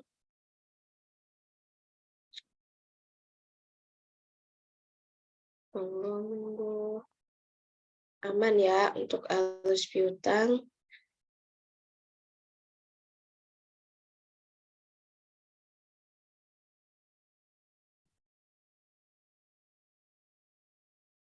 Oke, belum ada ya? Kalau belum ada, kakak lanjut ke soal nomor 2. Di soal nomor 2, teman-teman itu lebih mudah lagi. Kenapa? Karena teman-teman tuh diminta ekualisasi antara omset menurut SPT dengan DPP PPN keluaran. Nah, ya udah berarti kan gampang banget dong ya. Badan usahanya kan menurut SPT 675 miliar. Tapi pajak keluar kita punya data PPN keluarannya itu 67 M, ya kan. Nah, 67M ini kan udah bentuknya PPN. Kalau DPP-nya berapa? Ya udah berarti 67M ini dibagi 10%, ya kan. Karena kan 67 miliar ini kan 10% dari DPP. Ya kan? Berarti kalau DPP-nya berapa? Ya 67% dibagi 10%. Jadi 670 miliar. Nah, ada dong selisihnya. Selisihnya berapa? 5M. Nah, berarti selisihnya ini ada indikasi bahwa ada penyerahan yang PPN-nya itu belum dipungut atau udah dipungut tapi belum disetor. Nah, tapi teman-teman ingat, baik uji arus piutang maupun ekualisasi itu enggak semata-mata kita langsung wah ini nih WP-nya nih ketahuan salah, enggak gitu ya. Pertama yang ekualisasi antara omset dengan DPP PPN itu walaupun ada selisih bukan pasti gitu ya, bukan pasti ada PPN keluaran yang belum dipungut atau disetor. Tapi bisa jadi memang penyerahannya itu misalnya ke kawasan berikat jadi tidak dipungut atau misalnya ke FTZ ke mana ya yang dibebaskan misalnya atau misalnya ke pemungut jadi bukan kita yang mungut gitu kan atau misalnya memang itu tuh penyerahannya non BKP atau non JKP sehingga nggak ada PPN-nya gitu. Jadi walaupun ada selisih-selisih kayak gini, kita sebagai pemeriksa pajak tuh nggak langsung saklek WP salah, enggak ya. Tapi kita harus, nah kayak tadi ada namanya apa sih komunikasi ketika selama pemeriksaan pajak tuh kita ada komunikasi dengan WP. Saya nemu data nih Bu, omset Ibu sekian, tapi kok DP PPN Ibu sekian ya gitu. Nah itu nanti kan WP-nya bisa menjelaskan. Kalau misalnya ternyata WP-nya nggak bisa menjelaskan, barulah berarti kita punya keyakinan ini ada yang belum dilaporkan. Gitu. Jadi nggak semata-mata langsung salah nih, gitu ya. Karena nanti kalau misalnya kita terlalu saklek kayak gitu, takutnya ternyata memang WP itu benar, nanti malah dia ajuin keberatan atau banding, terus kita kalah, kan malah lebih, ini ya, lebih banyak kerugian yang kita tanggung sebagai pemeriksa pajak. Jadi lebih baik dari awal kita melakukan komunikasi dengan WP. Saya nemu data sekian, Tapi bisa nggak Ibu jelasin kenapa ada perbedaan antara data Ibu yang ini sama data Ibu yang ini? Kak, yang 670 M dari mana ya? Dari 67 M dibagi 10%. Kan kita cuma punya data PPN keluaran itu 67 M kan. Nah, ini kan PPN-nya gitu, bukan DPP-nya. Kalau untuk melakukan ekualisasi itu kan kita harus nyamain antara omset sama DPP, kan? Oke. Nah, Kak, tadi soal yang A, kalau hasilnya minus, indikasinya apa, Kak? Kalau hasilnya minus, indikasinya WP-nya rugi gitu. Kalau misalnya indikasinya minus ya, WP-nya kan berarti rugi. Nah, artinya WP ini bisa jadi melakukan rekayasa laporan keuangan gitu. Jadi malah kalau menurut Kakak sih diajuin bukper karena kok bisa gitu. Dia laporin ada penghasilannya, tapi pas kita hitung berdasarkan data di tahun tersebut, dia tuh minus. Nah, itu kan berarti dia bisa jadi melakukan rekayasa laporan keuangan. Bisa aja itu tuh shifting gitu. Misalnya itu penghasilan tahun lalu yang emang nggak dilaporin tahun lalu, sengaja dilaporinnya tahun ini gitu. Itu kan rekayasa laporan keuangan karena shifting profit kayak gitu. Nah, itu bisa diindikasikan ada tindak pidana malah. Jadi bisa diusulin lupa. Ada lagi yang mau bertanya?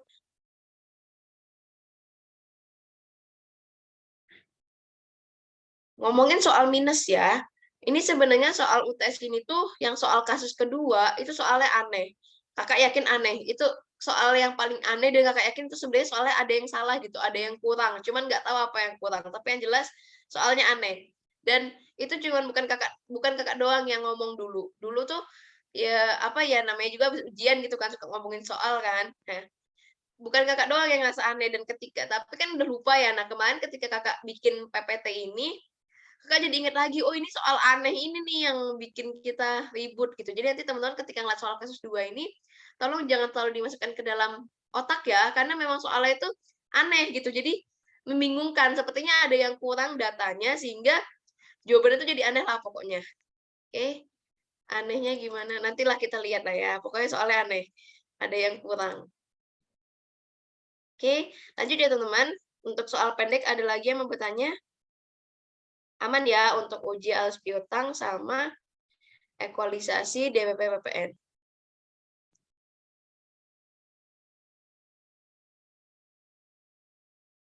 Oke, aman. Anehnya soal yang baru dibahas ini apa soal berikutnya, Kak? Soal berikutnya, soal kasus 2 yang aneh itu, bukan soal ini. Nanti kita lihat di soal kasus 2. Yang aneh itu soal kasus 2 ya, bukan soal yang ini. Yang ini mah masih oke. Soal terakhir itu, soal kasus 2 itu yang aneh. Oke. Aman ya teman-teman untuk soal pendeknya.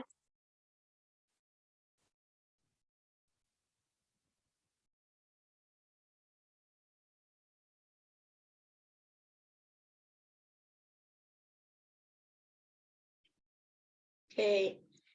Kalau belum ada yang bertanya lagi, kita lanjut ke soal berikutnya, yaitu soal kasus nomor 1. Soal kasus 1,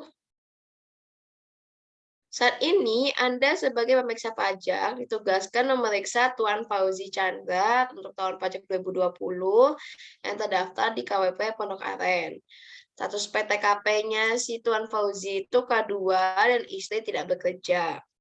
Jenis usaha WP adalah rumah makan khas Tangerang dan akan dilakukan pengujian atas pos peredaran usaha dan biaya usaha sesuai yang tercantum pada audit plan. Khusus pos peredaran usaha akan diuji dengan metode tidak langsung, yaitu pendekatan transaksi tunai dan bank sesuai dengan yang tercantum pada audit program. Nah, informasinya ini ada pendapatan rumah makan, pokoknya ini ya, informasinya ada pendapatan rumah makannya, terus HPP-nya berapa, laba kotornya sekian. Lalu biaya usahanya sekian, laba usaha sekian, pokoknya sampai dapat PPh utangnya itu 329 juta, yang mana udah ada kredit pajak PPh 29-nya, jadi 329.750. Jadi 0 gitu kan, nihil. Nah, terus ada daftar harta juga tahun 2020 dan 2019, lalu ada daftar utang juga 2019 sama 2020. Lalu ada informasi biaya hidup juga. Nah, ini informasi biaya hidup, jenis pengeluaran, dan WP. Terus ada tambahan informasinya.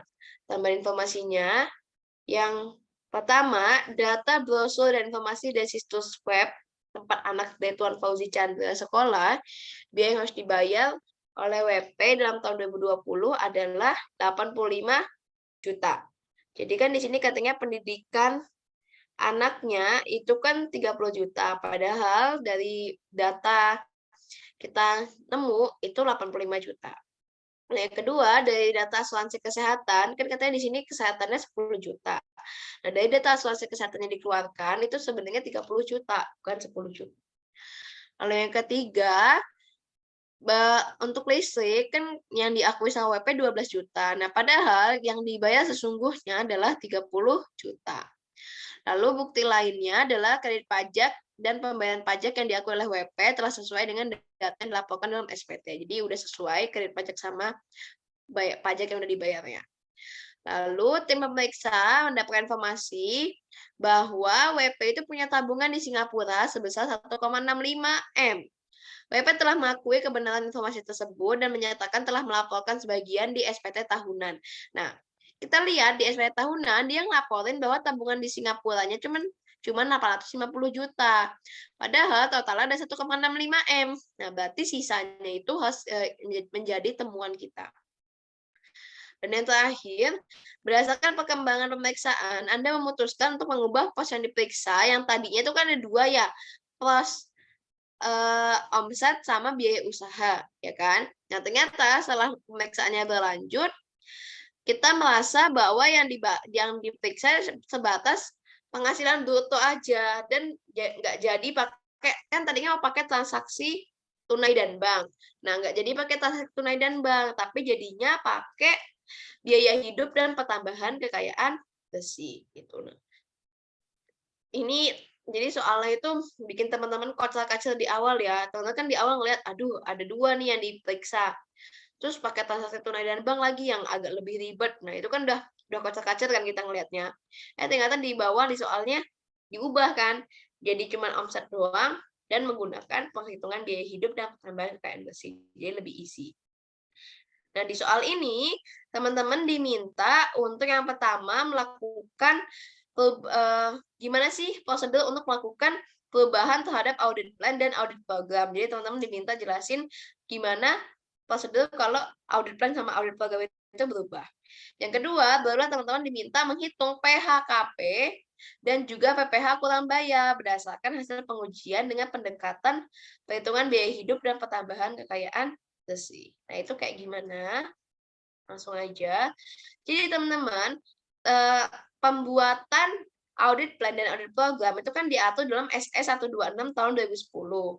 Nah, termasuk juga bagaimana cara melakukan perubahannya. Nah, ini ada di SE 126 tahun 2010 ini, bagaimana langkah melakukan perubahan terhadap audit plan dan audit program. Jadi, kalau pertama, kata di dalam SE ini, kalau ditemukan kondisi yang berbeda antara audit plan dengan pelaksanaan pemeriksaan, supervisor menyusun usulan perubahan rencana pemeriksaan. Yang kedua, usulan perubahan rencana pemeriksaan itu berisi antara lain uraian rencana pemeriksaan yang diubah, lalu rencana pemeriksaan sebelumnya seperti apa, lalu yang ketiga rencana pemeriksaan yang dimutakhirkan atau yang sekarang itu kayak mana, dan yang terakhir alasan perubahannya itu apa.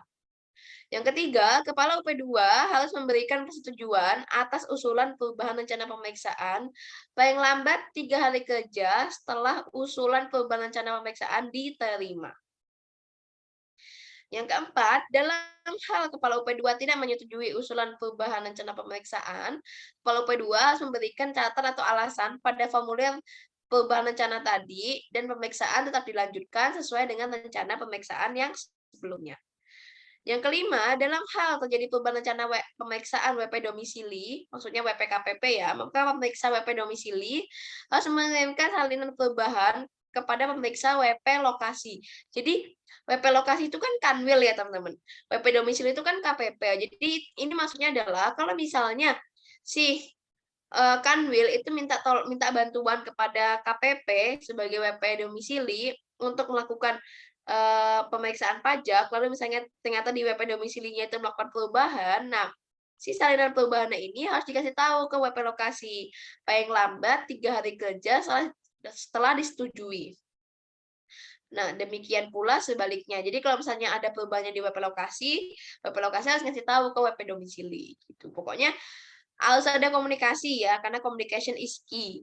Jadi mereka berdua harus tahu, karena mereka kan sedang bekerja sama, mereka berdua harus tahu kalau ada perubahan gitu. Karena nanti takutnya yang ini ngasih ngelakuin yang sesuai rencana awal, padahal rencananya udah berubah. Kan jadinya nggak sinkron, makanya mereka harus saling memberitahu. Lalu, yang terakhir, perubahan rencana pemeriksaan disusun menggunakan formulir KKP yang ada di lampiran 5 SS126 tahun 2010. Nah, ini adalah prosedur perubahan audit plan dan audit program yang ada dalam SS126 2010. Untuk ini aman ya teman-teman? Ada yang mau ditanyakan terlebih dahulu? Silahkan. Sambil nunggu ada teman-teman yang nanya, kakak izin ke mandi sebentar ya. Monggo kalau ada yang mau nanya, silakan.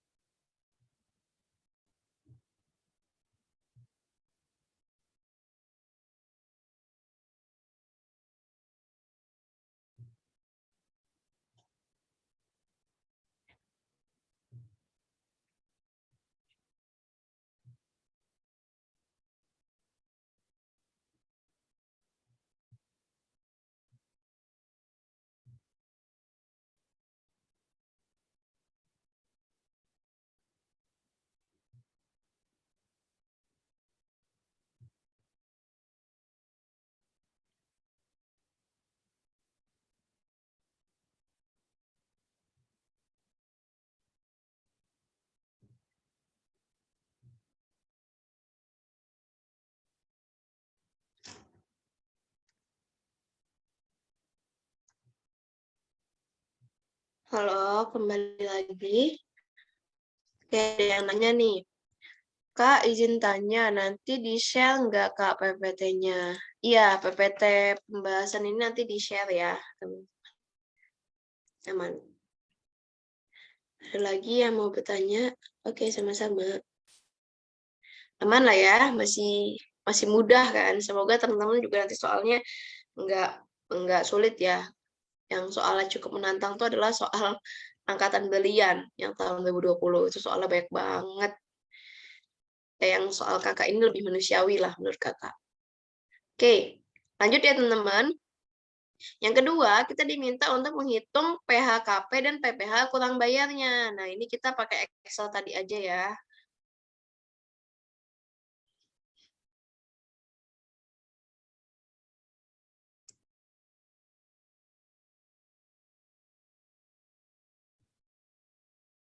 Kemarin dosen Kakak siapa ya, Kak? Siapa ya? Oh, Pak Tatan. Dosen kalian sekarang siapa, teman-teman? Kalau dulu Pak Tatan. Dan kebetulan Kakak diajar sama Pak Tatan langsung, jadi lebih nangkep gitu kali ya. Pak Komang. Pak Komang apa Tatang ya? Jadi plus isu. Pak Tatan itu ALK ya? Terus kok ALK ya? Lupa, antara Pak Komang atau Pak Tatan. Tapi dulu kakak diajar sama Pak Tatan, dan menurut kakak Pak Tatan enak ngajar ya, jadi masuk. Siapa ya dulu doskonya, Pak Komang atau Pak Tatan ya? Kalau ALK, kalau ALK Pak Tatan, berarti Pak Komang doskolipanya. Lupa teman-teman, sorry ya, jadi meragukan ingatan sendiri. Oke, lanjut ya, langsung ke yang soal kedua, yaitu diminta untuk ngitung PHKP dan PPh Tutang. Nah, jadi teman-teman, di PHKP dan PPh Tutang ini, teman-teman kan pertama harus ngitung net worth dulu kan, terus ngitung biaya hidup, baru nanti digabungkan, gitu kan. Nah, ini kita punya data nilai hartanya. Ada harta, ada utang. Nah, ingat teman-teman, yang kita pakai adalah net worth-nya. Berarti, artinya kalau misalnya ada dua data kayak gini, ada harta dan kewajiban, nah maka si harta ini harus dikurangi dengan kewajibannya dulu. Jadi kita dapat net worth-nya itu berapa. Nah, 2019 totalnya 6,1 M. Lalu utangnya 850 juta. Ya udah, berarti net worth di 2019 itu 5,3 M. Lalu yang 2020 itu kan net worth-nya hartanya 7,2 M. Terus kewajibannya 300 juta. Ya berarti net worth-nya tinggal diselisihkan aja, berarti 6,9 M. Udah nih kita dapat net worth 2019 dan 2020. Lalu ya tadi di tambahan informasi kan katanya ada ini ya, nemu tabungan, ya kan? Tabungan yang ditemukan adalah 1,65 M, yang mana udah dilaporkannya 850 juta. Oleh karena itu, selisihnya yaitu 800 juta, inilah yang menjadi temuan gitu ya. Jadi teman-teman jangan langsung masukin 1,65 M. Lihat dulu, dia tuh udah lapor 850 juta. Sisanya, berarti kan tinggal sisanya lagi. Kan totalnya itu 1,65, ya kan? Udah dilapor 850, berarti sisa 800. Nah, 800 inilah yang jadi temuan gitu. Jadi jangan tiba-tiba teman-teman masukin 1,65 gitu kan. Karena kan yang sebenarnya setengahnya udah dilaporin gitu. Oke, lalu biaya hidup. Nah, biaya hidupnya itu kan tadi ada ya di soal, ya kan? Nah, tapi ini udah yang kakak masukkan di Excel ini yang udah dilakukan penyesuaian. Konsumsi rumah tangganya masih sama, yaitu 100 juta. Transportasinya juga masih sama, yaitu 120 juta. Nah, pendidikannya itu kan tadi katanya 30 juta kalau menurut WP. Padahal menurut temuan kita 85 juta, makanya kita gunakannya 85 juta. Lalu yang kesehatan itu kan WP mengakuinya cuma 10 juta. Padahal kita temui asuransi kesehatannya itu 30 juta. Jadi kita pakai yang 30 juta. Rekreasinya masih sama 15 juta. Lalu yang listrik juga kan tadi ada temuannya ya. Kalau WP ngakuinnya cuma 10 juta. Padahal bukti bayarnya yang kita temukan itu 30 juta. Makanya kita gunakan yang 30 juta. Lalu komunikasinya juga masih sama 14 juta dan yang lain-lainnya juga masih sama 40 juta. Jadi kita total nih semua biaya hidupnya 434 juta. Kak, itu selalu pakai data dari P3 atau gunakan yang tertinggi, Kak? Kalau dulu sih kakak diajarinnya ketika kan web kini kan biaya hidup menurut WP. Terus ketika kita menemukan buktinya, maksudnya kita punya buktinya yang kita temukan dalam pemeriksaan, ya kita gunakan buktinya dong yang emang udah jelas ada gitu loh. Kalau yang biaya hidup yang menurut WP itu kan berdasarkan ingatan WP doang. Ya kan, Ibu pendidikannya biayanya berapa tiap bulan, kesehatannya berapa, beli beli skincare-nya berapa, kayak gitu. Itu kan cuman seingatnya WP aja. Tapi ketika kita punya buktinya, kita nemu bukti yang menunjukkan angkanya itu berapa, ya kita gunakan buktinya dong, gitu. Berarti kalau data dari pihak ketiga lebih rendah, berarti nggak apa ya Kak pakai yang itu? Iya, nggak apa-apa, karena kan dia lebih terbukti gitu loh, lebih terwujud daripada omongannya si WP doang. Oke. SG itu Singapura maksudnya, guys. Sorry ya. Harusnya singkatannya apa sih Singapura? Ya, aku nulisnya SG, maaf ya. Singapura maksudnya, tabungan di Singapura. Kan tadi di soal ada tabungan di Singapura kan? Gitu. Ada lagi yang mau bertanya?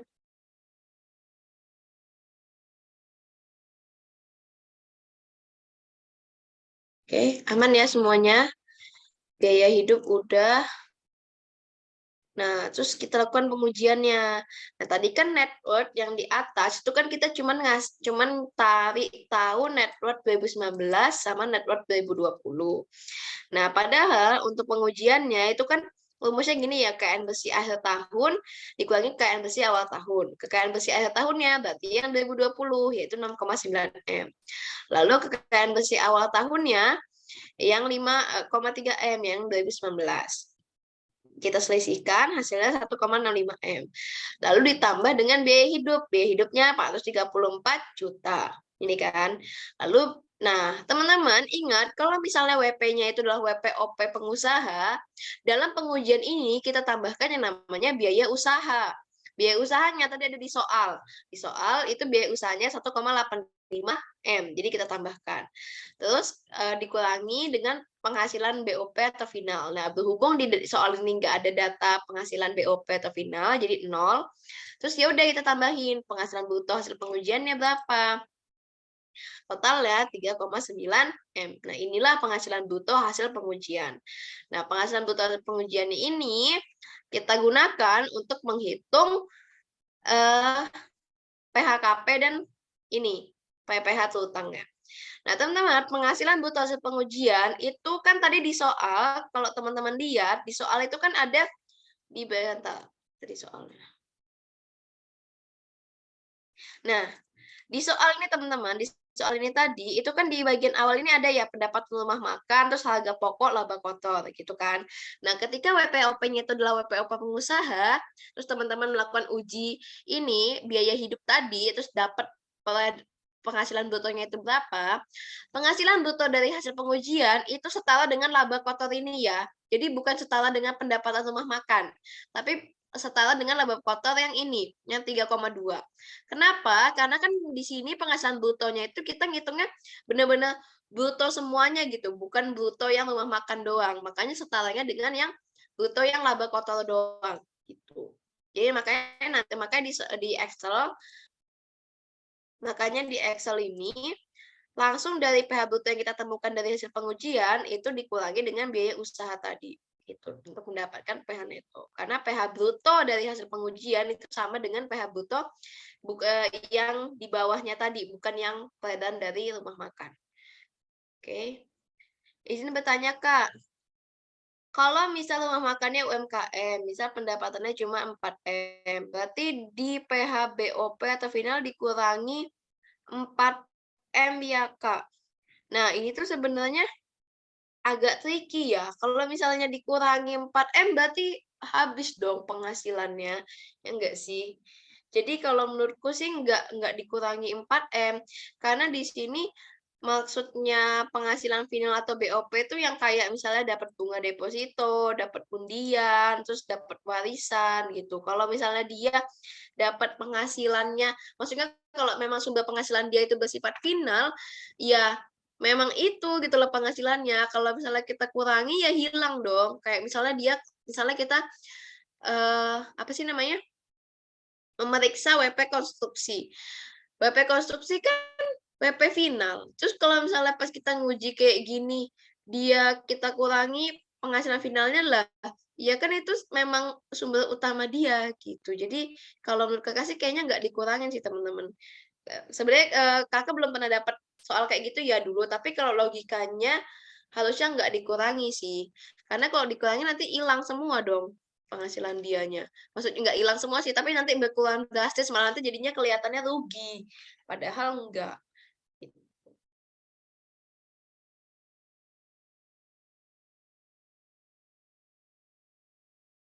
Ada lagi yang mau bertanya?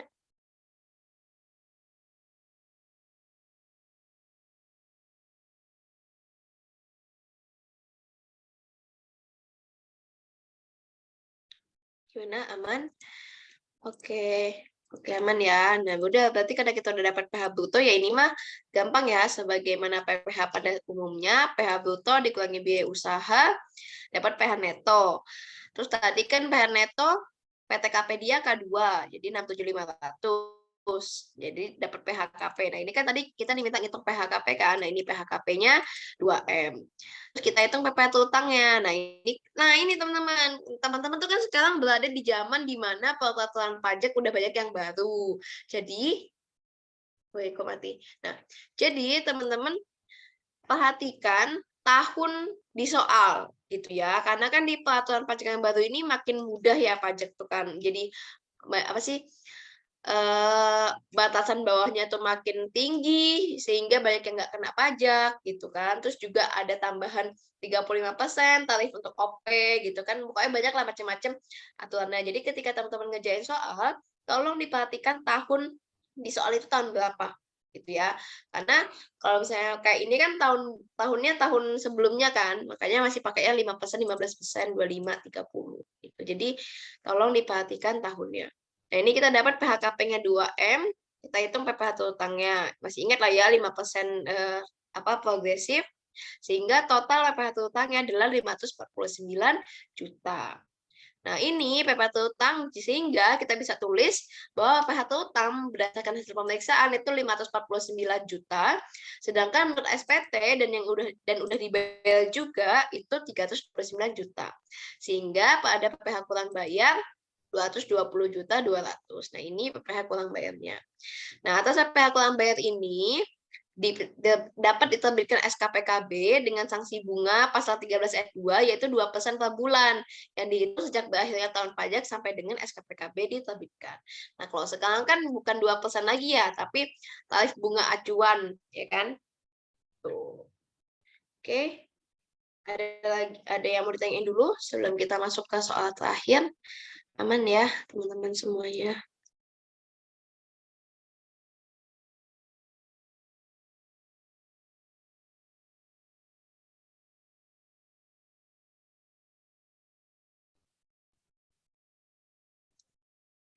Jadi bertanya Kak, tadi dicari tabungan Singapura buat apa ya Kak?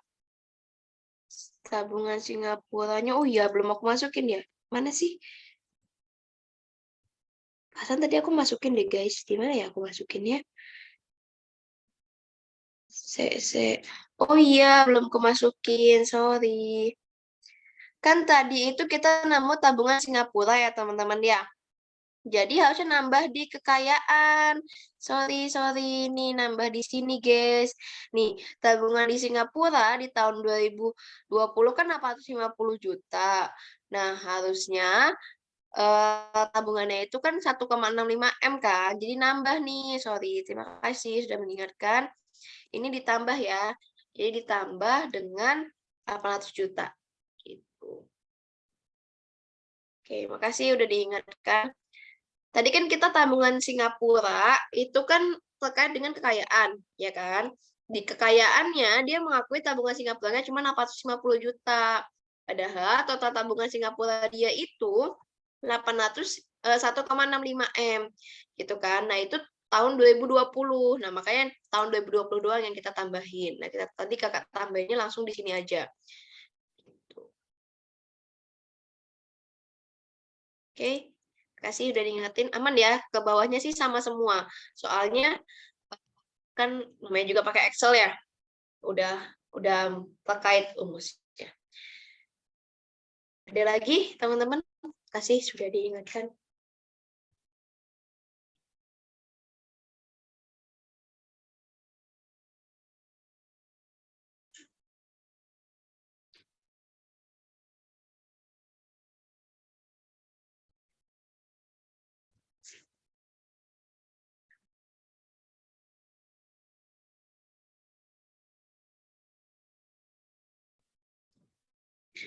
Boleh ulang cara-cara tabungan Singapura, Kak? Saya masih bingung.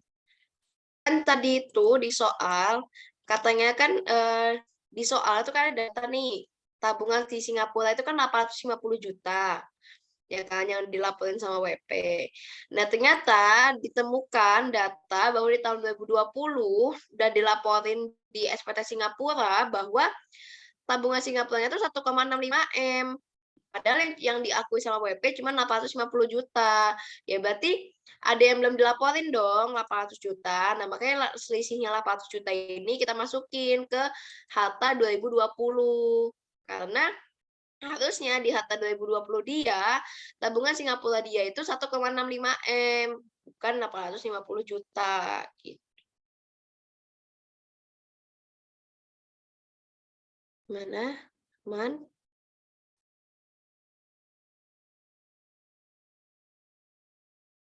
Oke, sama-sama.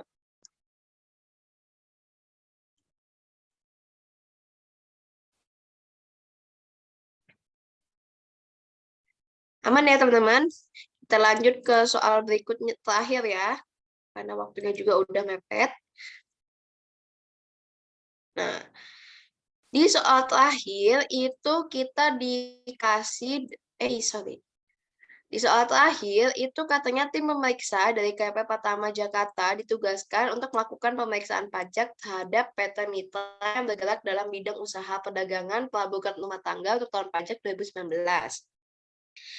Tim pemeriksa udah ngajuin surat permintaan peminjaman buku yang terkait dengan pos-pos yang diperiksa. Tapi WP hanya meminjamkan buku bekas kas dan rekening koran bank, walaupun telah disampaikan surat peringatan 1 dan 2 oleh tim pemeriksa.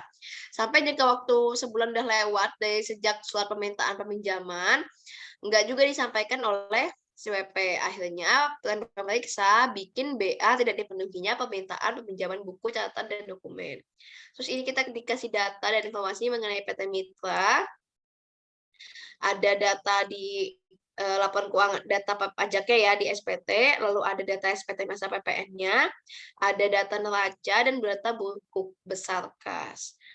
Nah, diminta hitung penghasilan bruto yang dikenakan pajak dengan tarif umum yang dilaporkan WP pada tahun 2019 dengan menggunakan pendekatan transaksi tunai dan bank. Nah, soal ini yang Kak bilang aneh.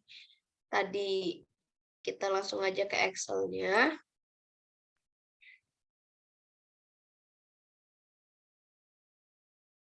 Nah, teman-teman, di rumus pendekatan transaksi tunai dan bank, itu kan rumusnya kayak gini ya, ada jumlah semua penerimaan bank, yaitu mutasi kredit bank. Jadi seharusnya ada data mutasi kredit bank, lalu ada saldo akhir kas, PPN yang diport-port pihak lain, pengeluaran tunai, saldo awal kas, penerimaan yang bukan penghasilan, lalu penerimaan yang bukan yang BOP, PPN yang dipungut sendiri, dan penghasilan bruto seharusnya, di mana penerimaannya bukan penghasilan itu kayak misalnya pencairan pinjaman, pencairan deposito, mutasi antar rekening sendiri, pembatalan transaksi, dan sebagainya.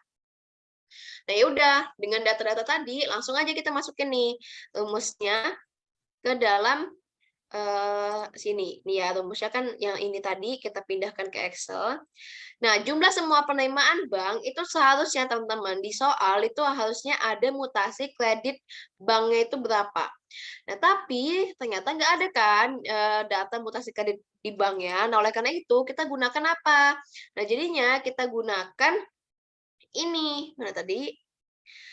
Si saldo bank per 31 Desember kurangi dengan saldo bank per 31 Desember 2018. Jadi apa kita kan penerimaan bank itu kan berarti mutasi kredit bank itu kan uang yang masuk ke bank kan. Ya udah kalau gitu kita gunakan saldo bank akhir dikurangi saldo bank awal. Jadi yang 2019 dikurangi dengan 2018. Dapatlah 864 juta. Jadi kita anggap ini adalah mutasi kreditnya. Karena itu kan uang yang benar-benar real masuk dan keluar di bank kan karena saldonya segitu. Lalu yang kedua, ditambah dengan saldo akhir kas. Saldo akhir kas ada di neraca juga, yaitu 21,6 juta. Nah, kita nggak ada data PPh yang diport pihak lain, jadi 0. Lalu juga nggak ada data pengeluaran tunainya berapa, jadi kita terus 0. Nah, lalu dikurangi dengan saldo awal kas, itu ada di neraca, yaitu 50,4 juta. Nah, lalu penerimaan yang bukan penghasilan, ini juga sebenarnya datanya kayak kurang jelas gitu, harusnya lebih rinci lagi.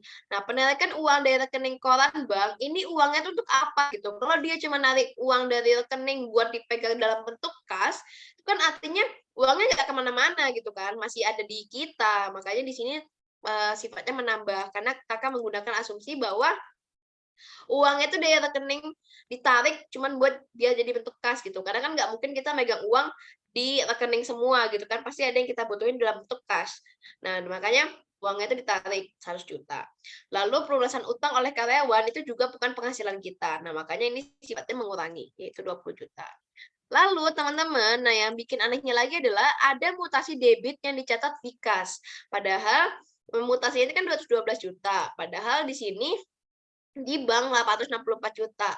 Kakak menggunakan asumsi bahwa mutasi debit ini terjadi di akhir tahun.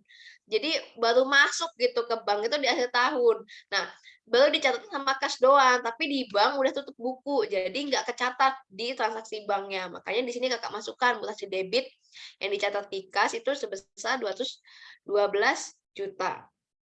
Kenapa kan mutasi debit nambah kan, terus ada penerimaan DOP atau final itu nggak ada datanya, lalu ada PPN yang dipungut sendiri, yaitu 1,8 M. Nah, kita asumsikan bahwa PPN ini menggunakan bank juga, menggunakan bank ataupun kas sama aja ya. Nah, sehingga kita tambahkan semua, kan ini udah pakai minus-minus ya, jadi kita tinggal pakai rumus sum aja, ditambahkan semua, ternyata hasilnya minus. Nah, sehingga kan di sini soalnya minta kita hitung PPh utangnya. Nah, yang nggak ada PPh utang karena Bapak mengalami rugi karena minus ini tadi gitu. Nah, ini ya makanya Kakak bilang aneh. Kan sebenarnya minusnya ini juga aneh gitu ya, karena kan dia ngelaporin SPT. Kenapa pas kita uji jadi minus gitu. Makanya tapi karena soal itu nggak minta suruh jelasin kenapa, cuma minta hitungin PPh utangnya, makanya di sini Kakak waktu itu jawabnya nggak ada PPh utang karena Bapak mengalami rugi, gitu. Nah, tapi teman-teman, soal ini tuh memang waktu itu diperdebatkan gitu loh, karena kita merasa soal itu kayak ada yang data yang kurang gitu, sehingga masa iya WP-nya rugi gitu, ya bisa jadi memang WP-nya beneran rugi, tapi kan apa ya, kalau dalam soal tuh kayak aneh aja gitu, masa beneran dibikin rugi, terus kita menghitung sia-sia itu kan seperti tidak seperti dosen kita pada umumnya gitu. Makanya soal ini tuh Kakak bilang aneh. Tapi yang jelas seenggaknya teman-teman ngerti lah ya cara menghitungnya, cuman ini mungkin angkanya yang kurang gede atau gimana dari soal sehingga menyebabkan, minus. Ya soalnya teman-teman lihat sendiri aja lah, PPN dipungutnya 1,8 M, tapi jumlah ininya penerimaan banknya 864 juta, ya jelas dong pasti kalah dong, masih gedean PPN-nya sendiri. Kecuali ini PPN-nya 180 juta misalnya, 1,8 tuh DPP-nya. PPN-nya 180 juta ya, mungkin nggak akan minus. Misalnya ini 180 juta ya. Nah, nggak akan minus kan? Tapi kan di soal PPN-nya itu 1,8 M, bukan yang dibilang di soal itu PPN 1,8 M, bukan DPP PPN 1,8 M, makanya jadinya minus. Kayak ini soal aneh kata Kakak juga yang kasus 2. Kakak total 864 tadi dari mana ya? 864 yang jumlah semua penerimaan bank ini didapat dari saldo bank akhir dikurangi saldo bank awal.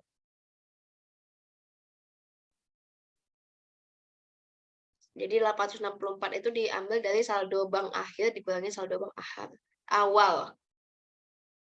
Kak, boleh jelasin yang 100 juta penarikan uang dari rekening koran kenapa menambah? Karena kan tadi dibilang dalam mutasi debit yang 212 ini udah termasuk penarikan uang 100 juta kan.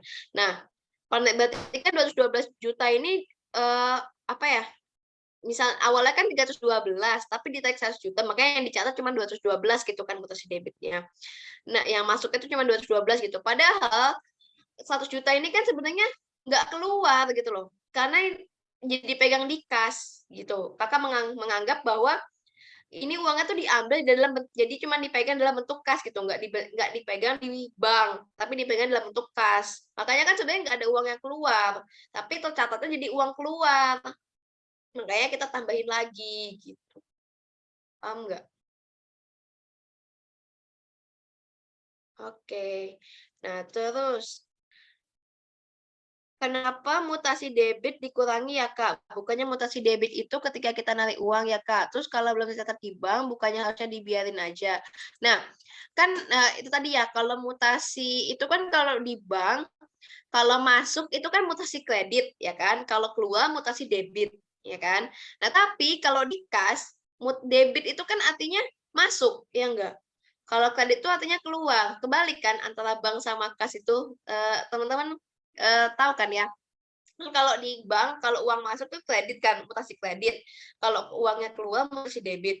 Nah, tapi masalahnya kalau misalnya di kas, kita bilang mutasi debit tuh artinya uangnya masuk kan. Kalau misalnya kita bikin ngejurnal uang kas tuh kan uang masuk tuh debit semua, uang keluar tuh di kredit semua, ya kan? Nah, makanya Kakak bilang soal ini tuh agak ambigu karena ya tadi sebenarnya Kakak juga mikir mutasi debit ini maksud dia debit di rekening yang nggak tercatat gitu kan, atau debit emang debit di kas. Karena kalau misalnya maksudnya tuh gini, dia menggunakan istilah debit, mutasi debit itu karena dia lagi nulis di kas atau karena emang uangnya itu sebenarnya uang keluar dari rekening, gitu. Nah, di sini Kakak menganggap bahwa dia tuh nulis mutasi debit di kas karena dia lagi nulis gitu, nulisnya di kas, makanya dia bilangnya mutasi debit, padahal itu tuh uang yang masuk ke bank. Tapi karena dia nulisnya di kas, kan nulisnya mutasi debit gitu, makanya jadi sifatnya nambah. Sebenarnya ini memang rancu sih teman-teman, karena kalau misalnya kita memaknai mutasi debit di rekening bank, itu kan memang uang keluar, gitu. Tapi karena ini tuh soalnya bilang mutasi debit yang dicatat di kas, jadi gimana ya, jadi agak meragukan. Maksud si soal ini mutasi debit tuh karena dia lagi nulis di kas atau memang beneran mutasi debit di banknya kayak gitu. Nah, tapi di sini Kakak menggunakan ini sebagai penambah karena waktu itu kalau enggak ini makin gede lagi gitu, ruginya dan juga Kakak lebih meyakini bahwa dia nulis itu mutasi debit karena dia lagi nulis di kas, bukan beneran mutasi debit di rekening. Tapi kalau misalnya teman-teman ya kalau misalnya debit dalam rekening itu kan minus kan, kalau misalnya kredit baru nambah kalau di bank. Tapi kan kalau di kas kebalikannya, debit itu nambah, kredit itu mengurangi. Nah, makanya tadi Z yang nanya, ini memang agak mengambigukan. Jadi sesuai dengan keyakinan masing-masing aja. Nah, teman-teman kalau misalnya nemu soal yang kayak gini, yang apa ya banyak asumsi kan, teman-teman tulis asumsi teman-teman gitu. Jadi seenggaknya kalaupun misalnya jawaban teman-teman itu beda sama kunci jawabannya dipegang sama dosko, sama dosen teman-teman, seenggaknya ketika dosen itu baca jawaban teman-teman kan teman-teman udah menjelaskan gitu asumsi teman-teman tuh apa. Jadi bisa jadi dosen tuh tergoyah gitu, oh iya juga ya asumsi anak ini gitu. Karena sering dulu kalau misalnya ujian, kadang misalnya jawaban kakak agak beda dikit nih, terus karena kakak nulis dengan jelas asumsi kakak itu seperti apa, dosen tuh jadinya ya lumayan lah dikasih nilai gitu, nggak dicoret-coret banget. Karena kita bisa menjelaskan kenapa sih kita jawab kayak gini, asumsi kita tuh kayak mana. Oke, selesai sudah teman-teman pembahasan soal ujian UTS tahun 2021 ya, tahun lalu di angkatan Kakak. Dan juga tepat ya, alhamdulillah on time. Tadi kita mulai 8.38 nih udah 10.33 selesai. Excel, iya nanti Excelnya Kakak share juga kok ke teman-teman. Ini Excel sama PPT-nya udah, Excel dan PPT sama soalnya nanti bakal di-share ke teman-teman semua, jadi aman. Oke, sama-sama. Oke, teman-teman sebelum mengakhiri, ada yang mau tanyain dulu? Mantap nih teman-teman, ada tadi di awal 21 orang apa 23 ya tadi. Pagi-pagi buta, udah bangun, belajar pemeriksaan pajak, udah pasti UTS-nya A ini mah. Amin. A ya, maksudnya bukan amin, A. Amin. Oke. Oke teman-teman, karena waktunya juga sudah mulai berakhir, Kakak ucapkan terima kasih banyak buat teman-teman semua.